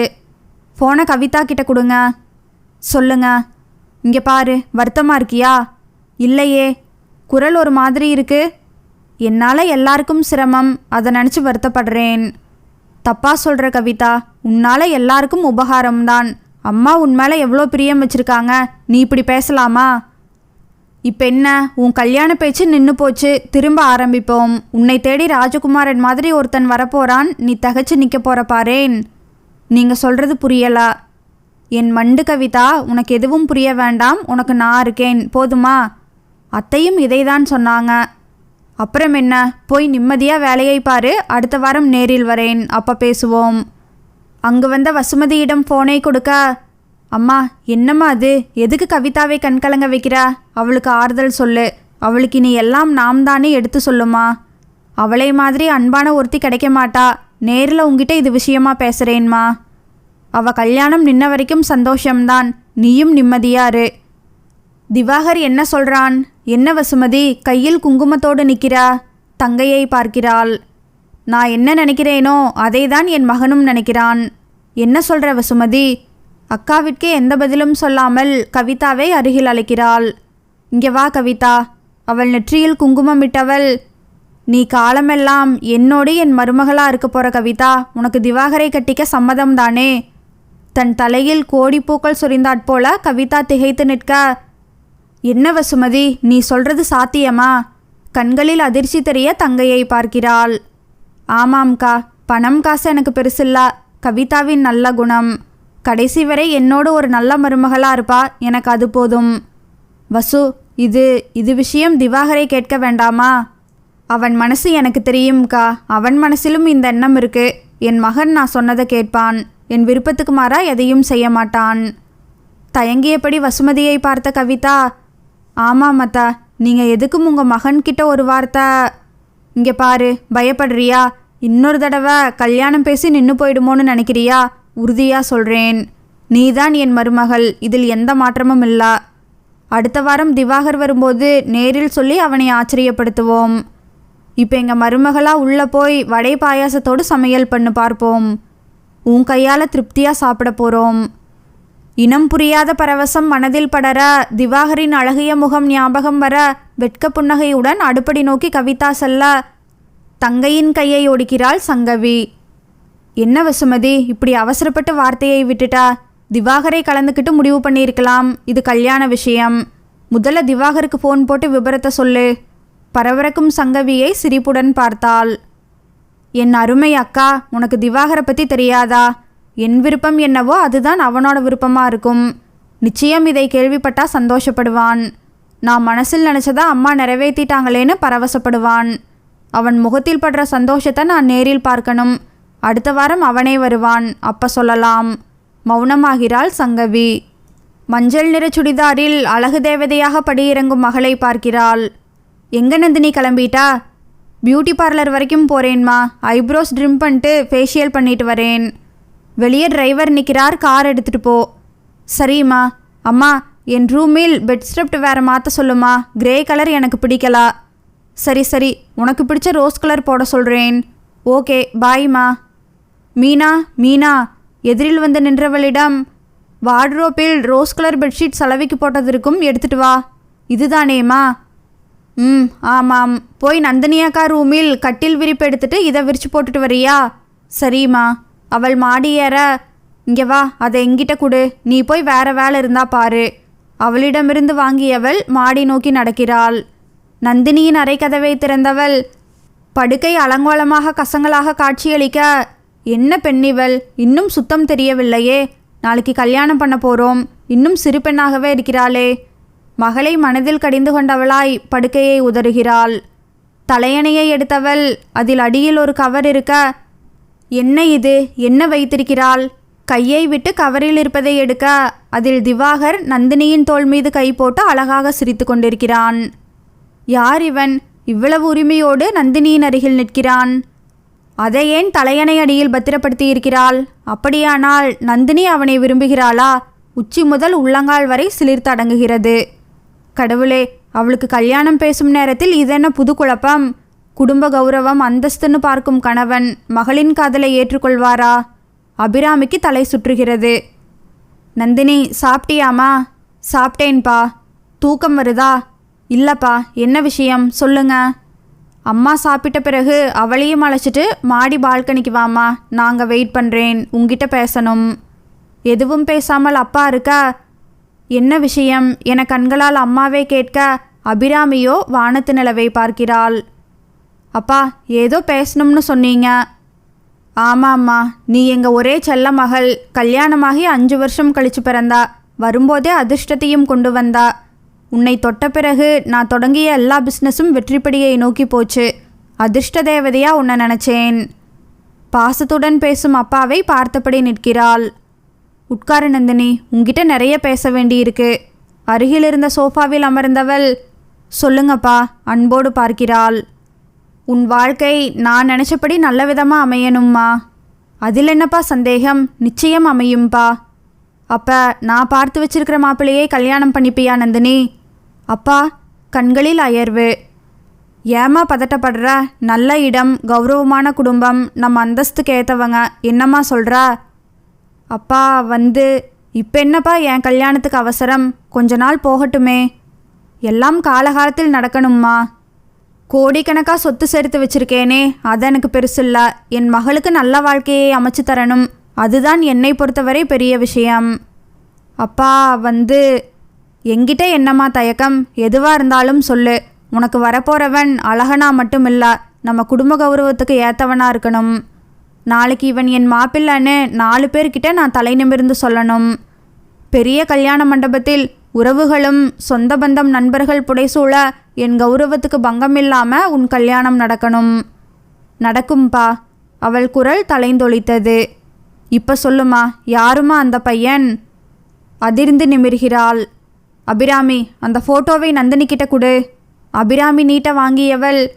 திவாகரும் அவளும் புன்னகையுடன் நிற்க பெண்மைக்கே உரிய பயம் மனதில் படர, இவர் திவாகர், நானும் அவரும் படிக்கும்போதே ஒருத்தரையொருத்தர் விரும்பினீங்களா? தலையாட்டுகிறாள். இப்பவும் தொடருதா? நாங்கள் ஒருத்தர் மேல் ஒருத்தர் அளவு கடந்த பிரியம் வச்சுருக்கோம்ப்பா. அவர் ரொம்ப நல்லவர்ப்பா. நல்லவர் வல்லவர் அதெல்லாம் இருக்கட்டும், இப்போ என்ன பண்ணுறாரு? படித்து முடிச்சுட்டு எம்என்சியில் பெங்களூரில் வேலை பார்க்குறாரு. குடும்பம் சென்னையில் தான் இருக்குது. வீடு வாசல் சொத்து சுகம்னு கொடிகட்டி பறக்கிறவங்களா? அப்பா, என்ன வாயடைச்சு போயிட்டா? தெரிஞ்சதை சொல்லு. அவங்க மிடில் கிளாஸ் ஃபேமிலி. அவங்க அப்பா என்ன செய்கிறாரு? அப்பா கிடையாது. கிடையாதுன்னா இறந்துட்டாரா? இல்லை, இப்போ அவங்களோடு இல்லை. ஓடி போயிட்டாரா? தெரியலப்பா. கண்களில் கண்ணீர் தழும்ப நந்தினி தலைகுனிந்து நிற்க மகளருகில் வருகிறார். இப்பவும் சொல்கிறேன் நந்தினி, நான் காதலுக்கு எதிரி இல்லை. நம்ம கௌரவத்துக்கும் அந்தஸ்துக்கும் ஏற்றவனா இருந்தா ஒரே வார்த்தையில் சரின்னு சொல்லியிருப்பேன். இப்போ அவன் காதலே உண்மையானதானே எனக்கு சந்தேகமாக இருக்குது. நீ கோடீஸ்வரின்னு தெரிஞ்சு உன்னை கல்யாணம் பண்ணிட்டா நாளைக்கு சுகமாக இருக்கலாம்னு கணக்கு பண்ணி கூட காதலிச்சிருக்கலாம் இல்லையா? அவர் அப்படிப்பட்டவர் இல்லைப்பா. தான் சம்பாதித்து கட்டினவளை வாழ வைக்கணும்னு நினைக்கிறவர்ப்பா. அப்படின்னு உன்னை நம்ப வச்சிருக்கலாம் இல்லையா? அப்பா, நீ சின்ன பொண்ணுமா, உனக்கு உலகம் தெரியலை. பணத்துக்காக எதை வேணும்னாலும் செய்யக்கூடியவங்க அதிகம் இருக்கிற உலகம் இது. காதல்னு நம்பி என் மகள் ஏமாந்து நிற்கக்கூடாது. அப்படியெல்லாம் நடக்காதுப்பா. நீங்கள் வேணும்னா அவரை கூப்பிட்டு பேசுங்க. சரி, பெங்களூரில் அவன் வேலை செய்கிற கம்பெனி, தங்கியிருக்கிற இடம், ஃபோன் நம்பர், எல்லா விபரத்தையும் கொடு. அம்மாவையும் அப்பாவையும் மாறி மாறி பார்த்தவள், அவரை விசாரிங்க, எவ்வளவு வேணும்னாலும் யோசிங்க. ஆனால் முடிவு எனக்கு சாதகமாக இருந்தால் தான் இந்த நந்தினி உயிரோடு இருப்பா. அவர் இல்லாத வாழ்க்கை எனக்கு தேவையில்லப்பா. உங்கள் பாஷையில் சொல்லணும்னா, நான் அதிர்ஷ்டம் பண்ணினவளாக இருந்தா என் கல்யாணம் உங்கள் விருப்பப்படி என் திவாகரோடு விமரிசையாக நடக்கும். இல்லாட்டி பேச முடியாமல் விம்மி வரும் அழுகையை அடக்க மாட்டாதவளாக தன் அறை நோக்கி ஓடுகிறாள். சமையலில் முழு மூச்சுடன் ஈடுபட்டிருந்தாள் கவிதா. இன்று திவாகர் வருகிறான். எப்பொழுதும் இல்லாமல் இப்போது ஒருவித பரவசமும் சிலிர்ப்பும் மனம் முழுவதும் பரவி கிடந்தது. எனக்கு இப்படி ஒரு அதிர்ஷ்டமா? கவிதா, என்ன இன்னைக்கு ரொம்ப ஈடுபாட்டோடு சமைக்கிற போல இருக்கு. வாசனை ஊற தூக்குது. சங்கவி சொல்ல, உங்களுக்காக தான் அத்தா. நீங்கள் இன்னும் 2 நாளில் ஊருக்கு கிளம்ப போகிறதா சொன்னீங்க இல்லையா? அதான் உங்களுக்கு பிடிச்ச வெஜிடபிள் பிரியாணி ரெடி பண்ணுறேன். அக்கா, கவிதா போய் சொல்கிறா. திவாகருக்கு இவ செய்கிற வெஜிடபிள் பிரியாணி ரொம்ப பிடிக்கும். இன்றைய சமையல் அவனுக்காக. சிரிப்புடன் வசுமதி சொல்ல, போங்க அத்தா. செல்லமாக சினுங்கியவளாக முகம் சிவக்க, நான் போய் குளிச்சுட்டு வரேன், திவாகர் வர நேரமாச்சு. வசுமதி பின்புறம் செல்ல சங்கவி பூஜை அறை நோக்கி செல்கிறாள். வாசல் மணி அழைக்க, இடுப்பில் தூக்கி செருகிய புடவையை சரி செய்தவளாக முன்னால் விழும் முடிக்கற்றைகளை ஒதுக்கி வாசலுக்கு விரைகிறாள். கையில் பேகுடன் நின்றவன், ஹலோ கவிதா, எப்படி இருக்கா? அவள் பதிலே பேசாமல் நிற்க, ஏ என்னாச்சு? என்னை பார்த்ததும் சிலையா நிற்கிறா. வழி விடு, உள்ளே போகணும். வாங்க. நகர்ந்து கொள்ள, என்ன கவிதா, இன்னைக்கு அலங்காரம் பிரமாதமாக இருக்குது. புது புடவையா? உனக்கு ரொம்ப அழகாக இருக்குது. பதில் சொல்லாமல் உள்ளே செல்ல, என்னாச்சு இவளுக்கு? வந்ததும் ஏதாவது பேசி வாயடிப்பவள் அமைதியாக போகிறாள். திவாகர், வந்துட்டியாப்பா? வாப்பா. அம்மா, இன்னைக்கு நம்ம வீட்டில் என்ன விசேஷம்? சமையல் வாசனை வாசல் வரை வருது. கவிதா அலங்காரம் பண்ணி தேவதை மாதிரி வந்து நிற்கிறா. அதோ பெரியம்மா முகம் கொள்ளாத சிரிப்புடன் வர்றாங்க. என்னம்மா விசேஷம்? விசேஷம்தான், உட்காரு சொல்கிறேன். கவிதா, திவாகருக்கு சூடாக காஃபி எடுத்துகிட்டு வாமா. என்ன பிரியம்மா, நீங்களாவது சொல்லக்கூடாதா? அதை உங்கள் அம்மா வாயால் தான் சொல்லணும். அவசரப்படாதே திவாகர், இன்னும் கொஞ்ச நேரத்தில் தெரியதான் போகுது. அவனருகில் அமர்கிறாள். காஃபியுடன் வந்தவள் அதை வசுமதியிடம் நீட்ட, காஃபி எனக்கு இல்லம்மா, திவாகருக்கு கொடு. இங்கே வா கவிதா, உங்ககிட்ட தான் ஏதோ மாற்றம் தெரியுது, என்னன்னு கண்டுபிடிக்கிறேன். எனக்கு உள்ள வேலை இருக்குது. சிட்டாக பறக்கிறாள். என்னம்மா ஆச்சு கவிதாவுக்கு? கல்யாண பெண் இல்லையா, அதற்குரிய வெட்கமும் நாணமும் வந்திருக்கு. என்னம்மா சொல்கிறீங்க? நம்ம வீட்டில் இன்னும் கொஞ்ச நாளில் கல்யாணம் வரப்போகுது திவாகர். கல்யாணம் உனக்கு தான். என் மருமகள் யார் தெரியுமா? கவிதா. நான் முடிவு பண்ணிட்டேன். உனக்கு சம்மதம் தானே? மகன் முகத்தில் சந்தோஷமும் மகிழ்ச்சியும் தாண்டவமாடும் என எதிர்பார்த்தவள் கண்களில் அதிர்ச்சி தெரிய பார்ப்பவனை புரியாமல் பார்க்கிறாள். திவாகர், உன் மனசில் கவிதா இருக்கான்னு தெரிஞ்சுதான் நான் இந்த முடிவுக்கு வந்தேன். என்னம்மா அது? என்ன கேட்காம ஏன்மா இப்படி? உள்ளறையில் நின்று அவர்கள் பேசுவதை கேட்கிறாள் கவிதா. ஏன் திவாகர், இந்த அம்மா விருப்பப்பட்டா நீ சம்மதிக்க மாட்டியா? என் மனசுக்கு பிடிச்சவளை நான் மருமகளாக தேர்ந்தெடுத்தது தப்பா? குற்ற உணர்வு தெரிய வசுமதி கேட்க, நான் அப்படி சொல்லலாமா? உனக்கு எல்லா உரிமையும் இருக்கு. ஆனால் நான் கவிதா கிட்ட அந்த எண்ணத்தோடு பழகலா. மனதில் நொறுங்கினாள் கவிதா. அதனால் என்னப்பா சொல்கிறா? வீணா அவள் மனசில் ஆசையை வளர்த்து தப்பு பண்ணிட்டியேம்மா.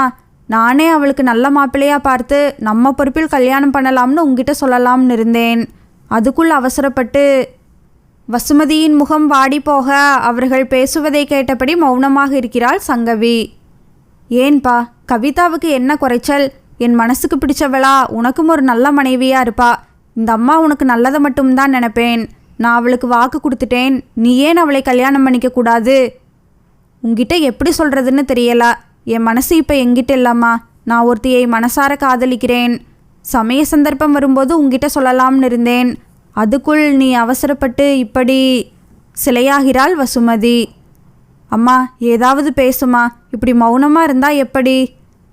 இனி பேச எதுவும் இல்லைப்பா. நான் தான் முட்டாள்தனமாக உன்னை கேட்காம இப்படி ஒரு முடிவு பண்ணிட்டேன்.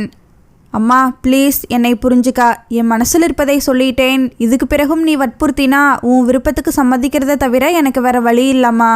எழுந்து உள்ளே போகிறான். பாத்தியா வசுமதி, நான் அப்பவே சொன்னேன்.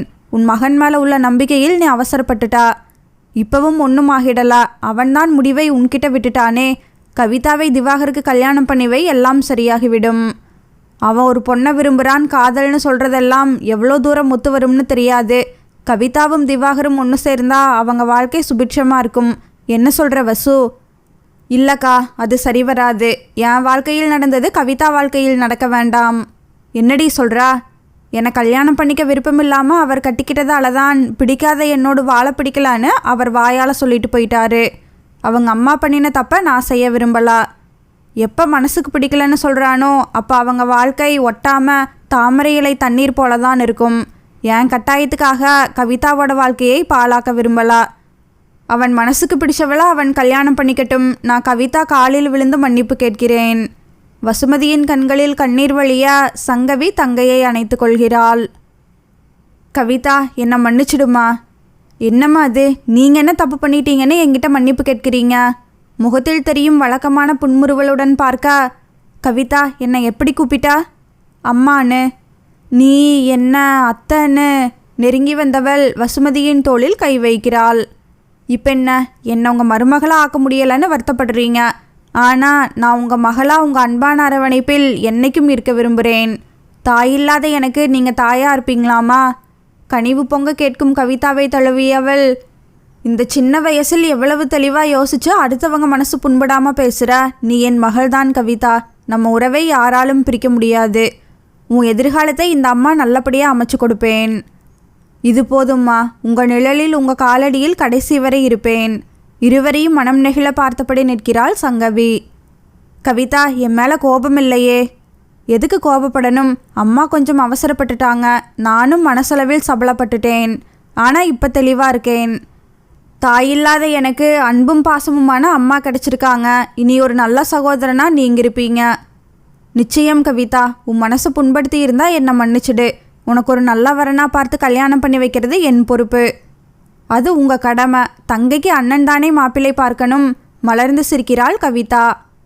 அம்மா என்கிட்ட சரியாக முகம் கொடுத்து பேசலை. என் மேலே அவங்களுக்கு வருத்தம்னு நினைக்கிறேன். உங்கள் மேலே அவங்க வச்சுருந்த நம்பிக்கை.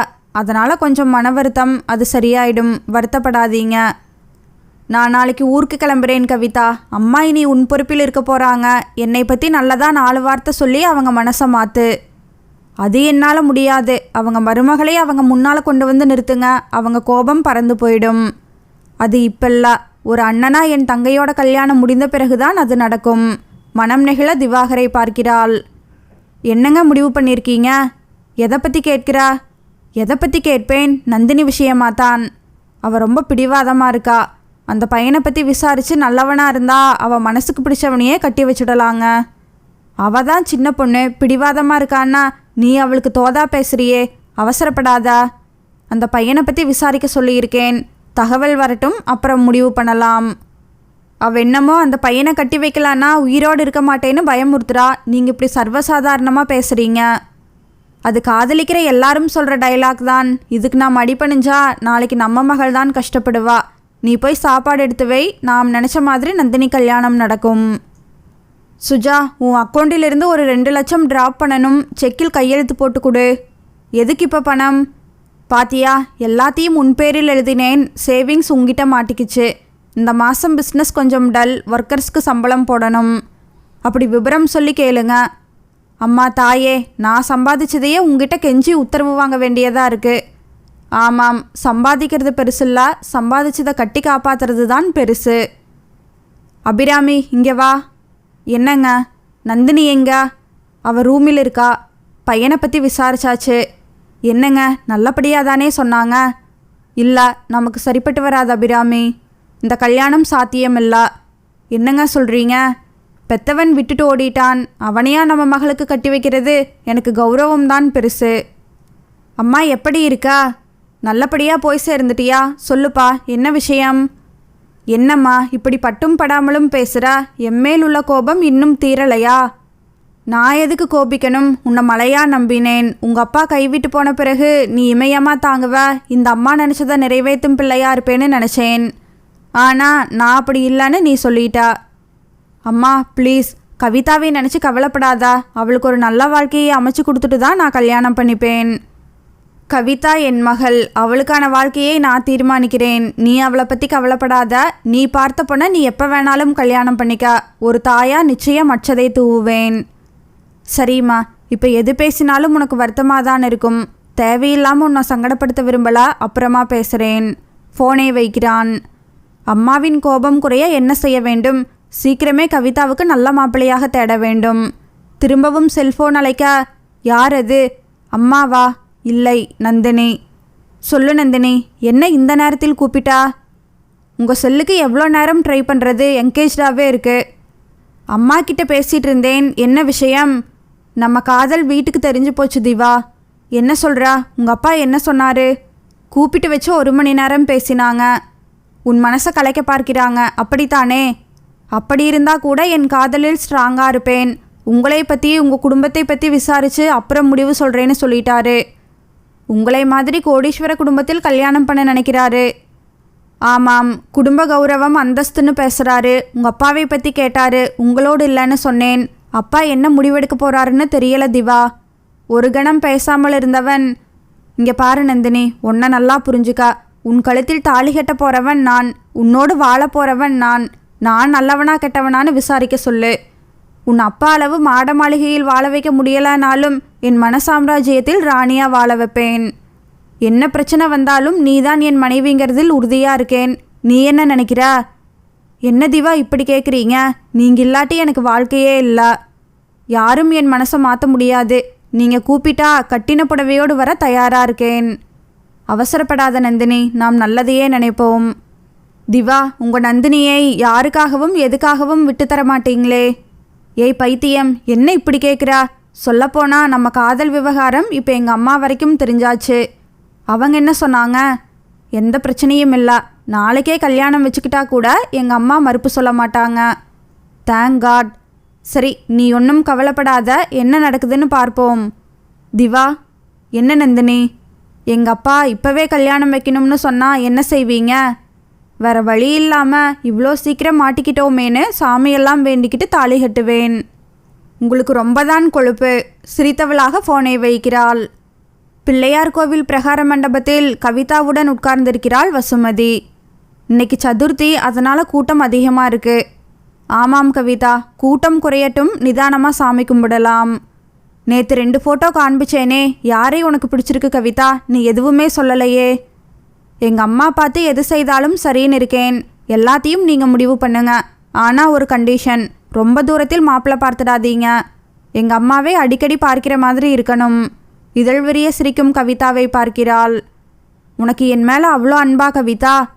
எந்த உறவு வேணும்னாலும் சுலபமாக கிடைக்கும். அம்மாங்கிற உறவு திரும்ப அமையிறது அதிர்ஷ்டம் இல்லையா? எனக்கு அம்மா கிடச்சிருக்காங்க. அவங்க அன்பும் பாசமும் எனக்கு பரிபூர்ணமாக கிடைக்கிது.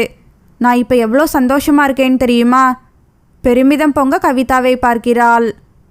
பட்டுப்புடவை சரசரக்க தலைய பின்னிய கூந்தலில் மல்லிகை சரத்தை தொங்கவிட்டு அருகில் வரும் கணவனுடன் சிரித்து பேசியபடி செல்பவளை பார்த்து மனம் பரபரக்க கண்களை தாழ்த்தி கொள்கிறாள் வசுமதி. அதற்குள் அவளை பார்த்துவிட சிவராமன் ஒரு கணம் தயங்கி நிற்க, என்னங்க எதுக்கு நின்றுட்டீங்க? கூட்டமாக இருக்கும்னு பார்க்குறீங்களா? குருக்கள் எனக்கு தெரிஞ்சவர், நமக்கு ஸ்பெஷலாக அர்ச்சனை பண்ணுவார். சொன்னவளாக அவன் கண் போகும் திசையை பார்த்தவளின் முகம் சுருங்குகிறது. ஓ, உங்கள் மனைவியை பார்த்து மலைச்சு நின்றுட்டீங்களா? போங்க, போய் பேசுறதுனா குசலம் விசாரிச்சுட்டு வாங்க. குரல் உயர்த்தி பேச தேவையில்லை, வா போகலாம். சிவராமன் நடக்க, எழுந்திரு கவிதா, போகலாம். என்னம்மா சொல்கிறீங்க? நாம் இன்னும் சாமி கும்பிடலா, கூட்டம் குறையட்டும்னு சொன்னீங்க. இன்னொரு நாள் வரலாம். பார்க்கக்கூடாதவங்க முகத்தையெல்லாம் பார்த்துட்டேன். அந்த கண்களோடு சாமியை தரிசனம் பண்ண வேண்டாம். வா, வீட்டுக்கு போவோம். அவள் கைப்பிடித்து தரதரவென்று இழுத்தபடி வசுமதி நடக்க புரியாமல் அவளை பின்தொடர்கிறாள் கவிதா. அம்மா, கேட்கிறேன்னு தப்பாக எடுத்துக்காதீங்க. கோவில் மண்டபத்தில் நாம் உட்கார்ந்திருந்த போது நம்மக்கிட்ட நின்று பேசிட்டு போனாங்களே, அவர்தான் திவாகரோட அப்பா. அவர் கூட வந்தது? நான் அழகில்லாதவள், அவருக்கு பொருத்தமா இல்லைன்னு 15 வருஷம் கழித்து என்னை உதறிட்டு அந்த அழகையை தேடி போனவர். அம்மா, நீங்கள் விட்டு கொடுத்துருக்க கூடாது. அவளை விரட்டி அடிச்சிருக்கணும். இப்போ நீங்கள் பார்க்க அவள் எப்படி உரிமையோடு வர்றா பாருங்க. நீங்கள் தானேம்மா இப்போ உங்கள் வாழ்க்கையை இழந்து நிற்கிறீங்க. அவள் குரலில் கரிசனம் தெரிகிறது. நான் இத்தனை வருஷம் அவர் மேல் காட்டிய அன்பு பாசத்தை பெருசாக நினைக்காம உன் முகத்தை கண்ணாடியில் பார்த்துருக்கியான்னு கேட்டாரே, அந்த நிமிஷம் மனசுக்குள் உடஞ்சு போயிட்டேன். என் பெண்மையை அவமானப்படுத்தினவரோடு எந்த காலத்திலும் வாழக்கூடாதுன்னு முடிவு பண்ணினேன். இதோ இந்த நிமிஷம் வரை வாழ்ந்துட்டு தான் இருக்கேன். அவர் முகத்தை பார்க்க கூட பிடிக்கல. அவர் நிழல் கூட என்மேல் படக்கூடாதுன்னு ஒதுங்கி இருக்கேன். அருகில் வந்து அவளை அணைத்து கொண்டவளாய், வருத்தப்படாதீங்கம்மா, உங்களுக்கு நானும் திவாகரும் இருக்கோம். வெளியழகு இல்லாமல் இருக்கலாம், உங்கள் மனசோட அழகு அவருக்கு தெரியலா. அதை புரிஞ்சுக்கிற காலம் நிச்சயம் வரும். என் பிரார்த்தனை எல்லாம் எதற்காகவும் அவர் தயவை நான் நாடக்கூடாது. என்னை மதிக்காத அவர் உறவே எனக்கு தேவையில்ல கவிதா. அவர் திருந்தனும், என்னை தேடி வரணும்னு நான் நினைக்கல. எனக்குரிய மரியாதையோடு என் பிள்ளை என்னை வாழ வைத்தால் போதும். நந்தினி, தூங்கிட்டியாம்மா? கேட்டபடியே அம்மாவுடன் பெட்ரூமில் நுழைய படுத்திருந்தவள் எழுந்து உட்கார்கிறாள். இல்லைப்பா, உட்காருங்க. எதுக்கு வந்திருக்கோம்னு கேட்க மாட்டியா நந்தினி? நீங்களே சொல்வீங்கன்னு காத்துட்ருக்கேன்ப்பா. அந்த திவாகரை பற்றி எல்லா விவரம் விசாரிச்சாச்சு. பதில் சொல்லாமல் இருவரையும் பார்க்கிறாள். பையன் படிப்பு வேலையெல்லாம் பரவாயில்ல, அந்தஸ்தில் கூட அவங்க நமக்கு ரொம்ப தூரத்தில் இருக்காங்க. அதை கூட என்னால் ஒத்துக்க முடிஞ்சது. ஆனால் என்னப்பா, கௌரவமான குடும்பத்தில் பிறந்த நீ அந்த வீட்டுக்கு மருமகளாக போகணுமான்னு யோசிக்கிறேன். அப்பா? ஆமாம்மா, பையன் +2 படிக்கும் சமயத்தில் அவங்க அப்பா வீட்டை விட்டு போயிட்டாராம். ஏதோ தப்பாக பேசுகிறாங்க. அந்த அம்மா சரியில்லையா, அவர் சரியில்லையா புரியலை.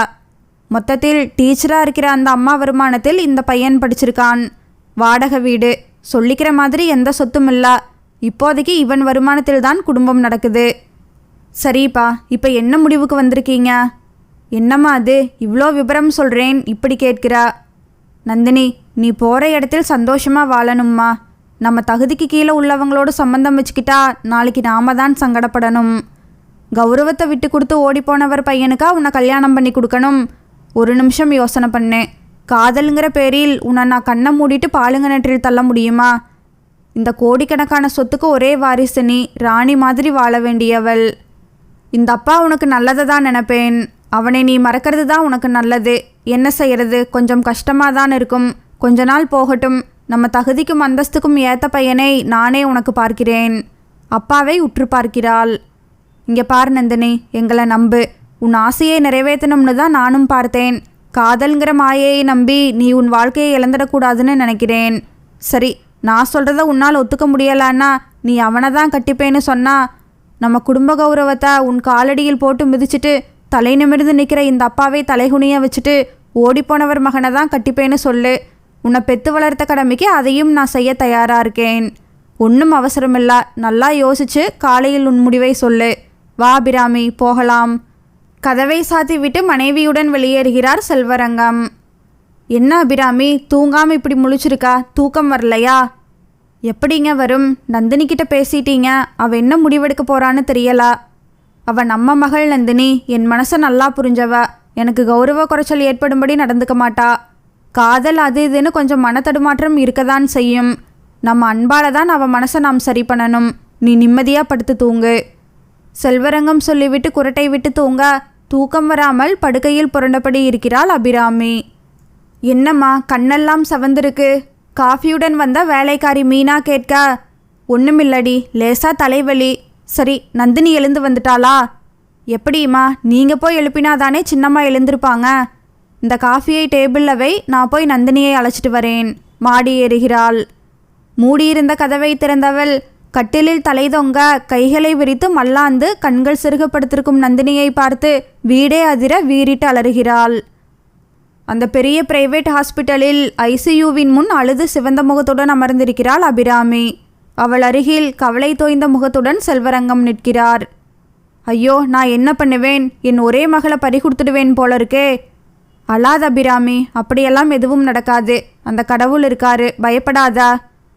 காசு பணம் இருந்து என்னங்க பிரயோஜனம்? அவள் மனசுக்கு பிடிச்சவனை கட்டி வைக்கிறேன்னு சொல்லியிருந்தா நம்ம மகள் இந்த முடிவுக்கு போயிருக்க மாட்டாளே. நான் என்ன செய்வேன்? பெத்த வயிறு பதறுதே. தலையில் அடித்து கொண்ட அபிராமி அழ செல்வரங்கத்தின் கண்களில் கண்ணீர் கொப்பளிக்கிறது. சுஜா, சீக்கிரம் கிளம்பு, மலர் ஹாஸ்பிட்டல் போகணும். என்னங்க இப்படி பரபரக்கிறீங்க? யாருக்கு என்ன ஆச்சு? செல்வரங்கத்தின் மகள் நந்தினி விஷம் சாப்பிட்டாலாம். சீரியஸான கண்டிஷனில் ஹாஸ்பிட்டலில் இருக்கா. ஐயோ, என்ன சொல்கிறீங்க? எதனால் இப்படி? தெரியல, புறப்படு, போய் நேரில் விசாரிப்போம். தன் தோளில் தலை சாய்த்து சிறு குழந்தையாய் குமுறி அழும் அந்த பெரிய மனிதரை எப்படி சமாதானப்படுத்துவது என்று தெரியாமல் தடுமாறுகிறார் சிவராமன். என்ன செல்வரங்கம், எல்லாம் தெரிஞ்ச நீங்களே மகளோட காதல் விஷயத்தில் இப்படி முடிவெடுக்கலாமா? கோடிக்கணக்கில் பணம் இருந்து என்ன பிரயோஜனம்? நந்தினி போயிட்டா எல்லாமே அர்த்தமில்லாமல் போயிடுமே. அந்தஸ்து அது இதுன்னு அவள் மனசுக்கு கடிவாளம் போடாமல் பையன் நல்லவனாக இருந்தால் சம்மதம் சொல்லியிருக்கலாமே. நீங்கள் சொல்கிறது புரியுது சிவராமன். கௌரவம் பார்த்ததால் வந்த வினை. என் மகள் உயிர் பிழைச்சா போதும். அவள் ஆசைப்பட்ட பையனை கட்டி வைக்க தயாராக இருக்கேன். என் மகள் பிழைச்சுப்பாளா சிவராமன்? நிச்சயம் நந்தினிக்கு ஒன்றும் ஆகாது. உங்கள் கண்ணு முன்னால் அவள் கல்யாணம் சிறப்பாக நடக்கும். கவலைப்படாதீங்க. ப்ளீஸ், அலறதை நிறுத்துங்க. சிவராமன் செல்வரங்கத்தை சமாதானப்படுத்த சுஜாதாவின் மடியில் கண் செருகப்படுத்திருக்கிறாள் அபிராமி. உயிருக்கு ஆபத்தில்லைன்னு சொல்லிட்டாங்க. இன்னும் 24 மணி நேரத்தில் நினைவு திரும்பிடும்னு சொல்கிறாங்க. தைரியமாக இருங்க செல்வரங்கம். கண்களை துடைத்து கொண்டவர் யாருடனோ ஃபோனில் பேசிவிட்டு வருகிறார்.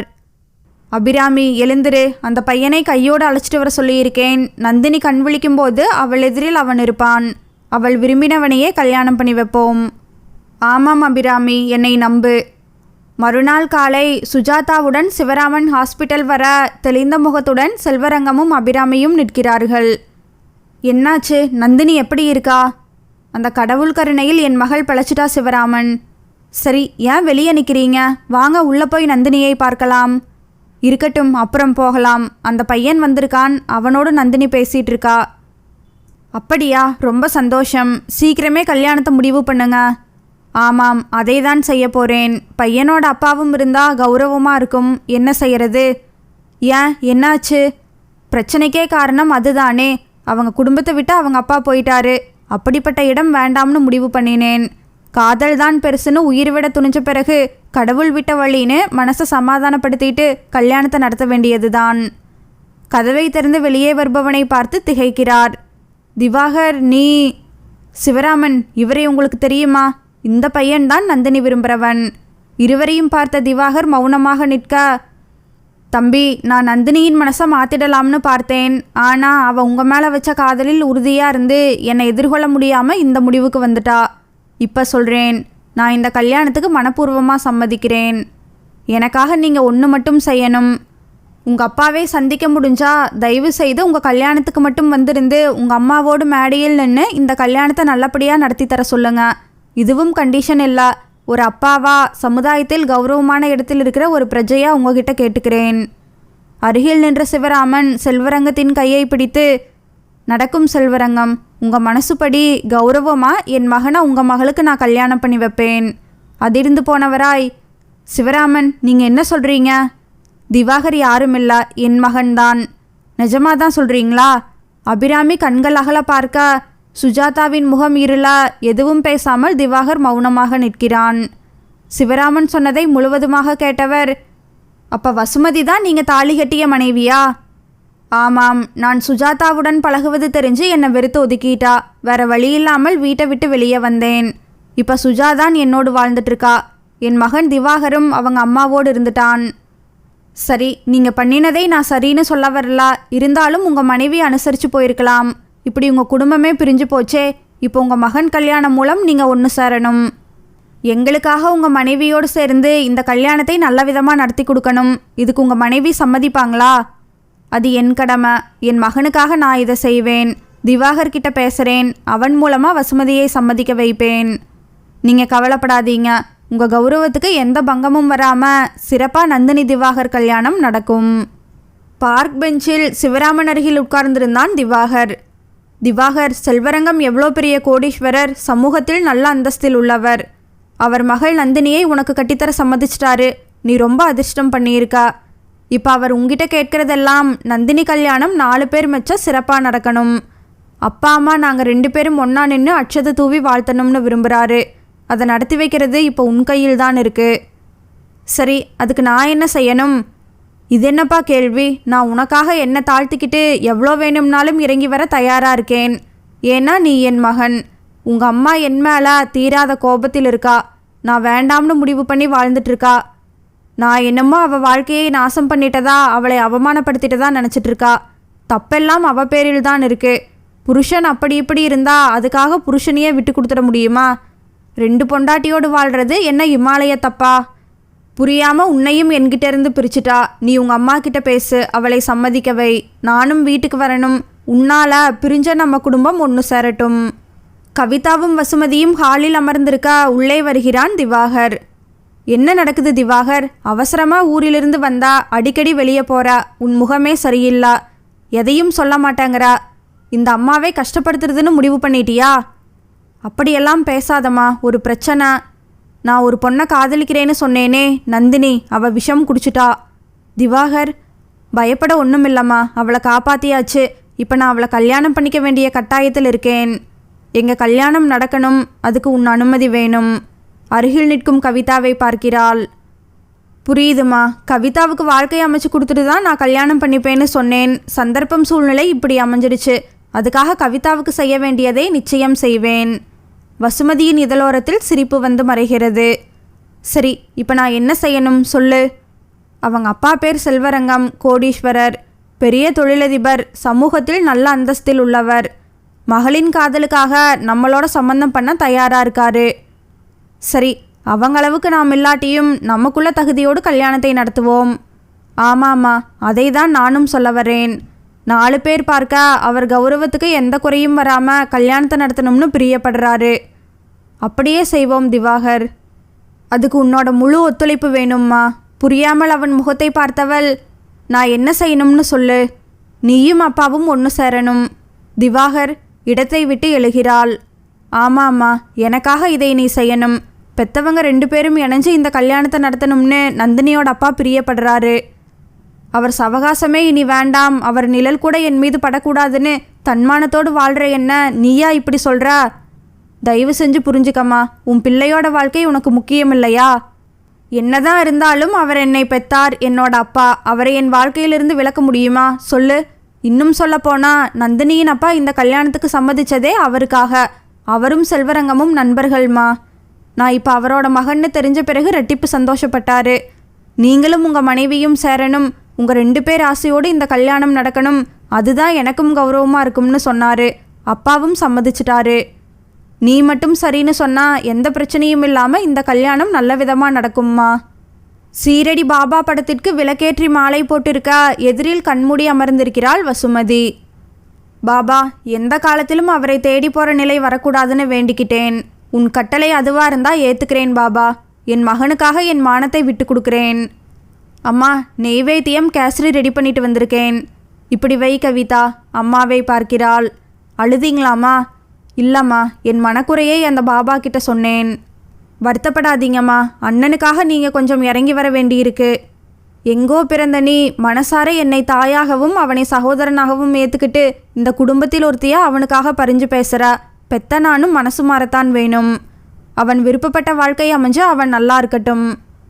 சாயந்தரம் அப்பாவை அழைச்சிட்டு வரதா சொல்லிட்டு போயிருக்காரு. வரட்டும். அவள் குரல் மெலிந்தொழிக்கிறது.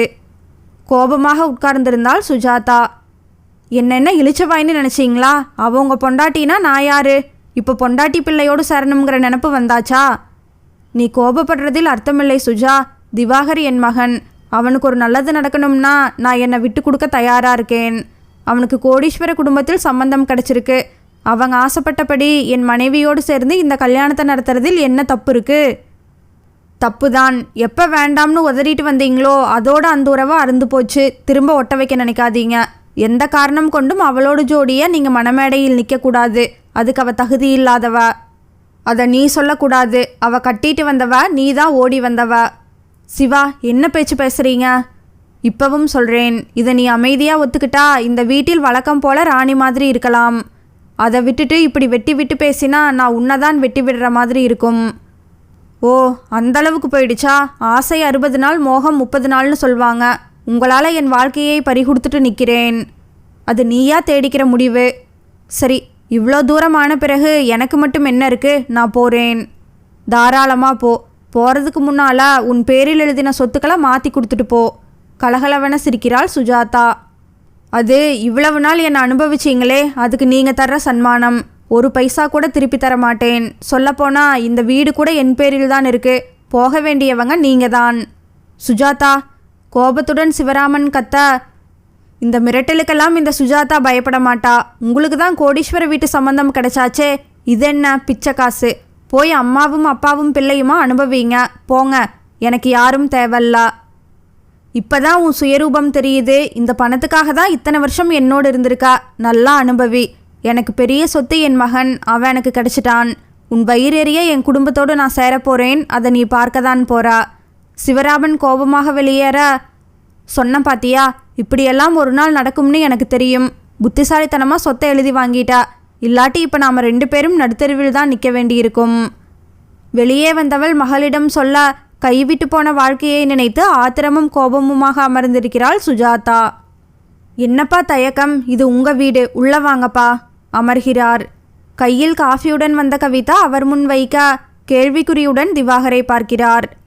இவ கவிதா. இவளை மகளா அம்மா ஸ்வீகாரம் பண்ணியிருக்காங்க. உங்கள் அம்மாவுக்கு பெரிய மனசு.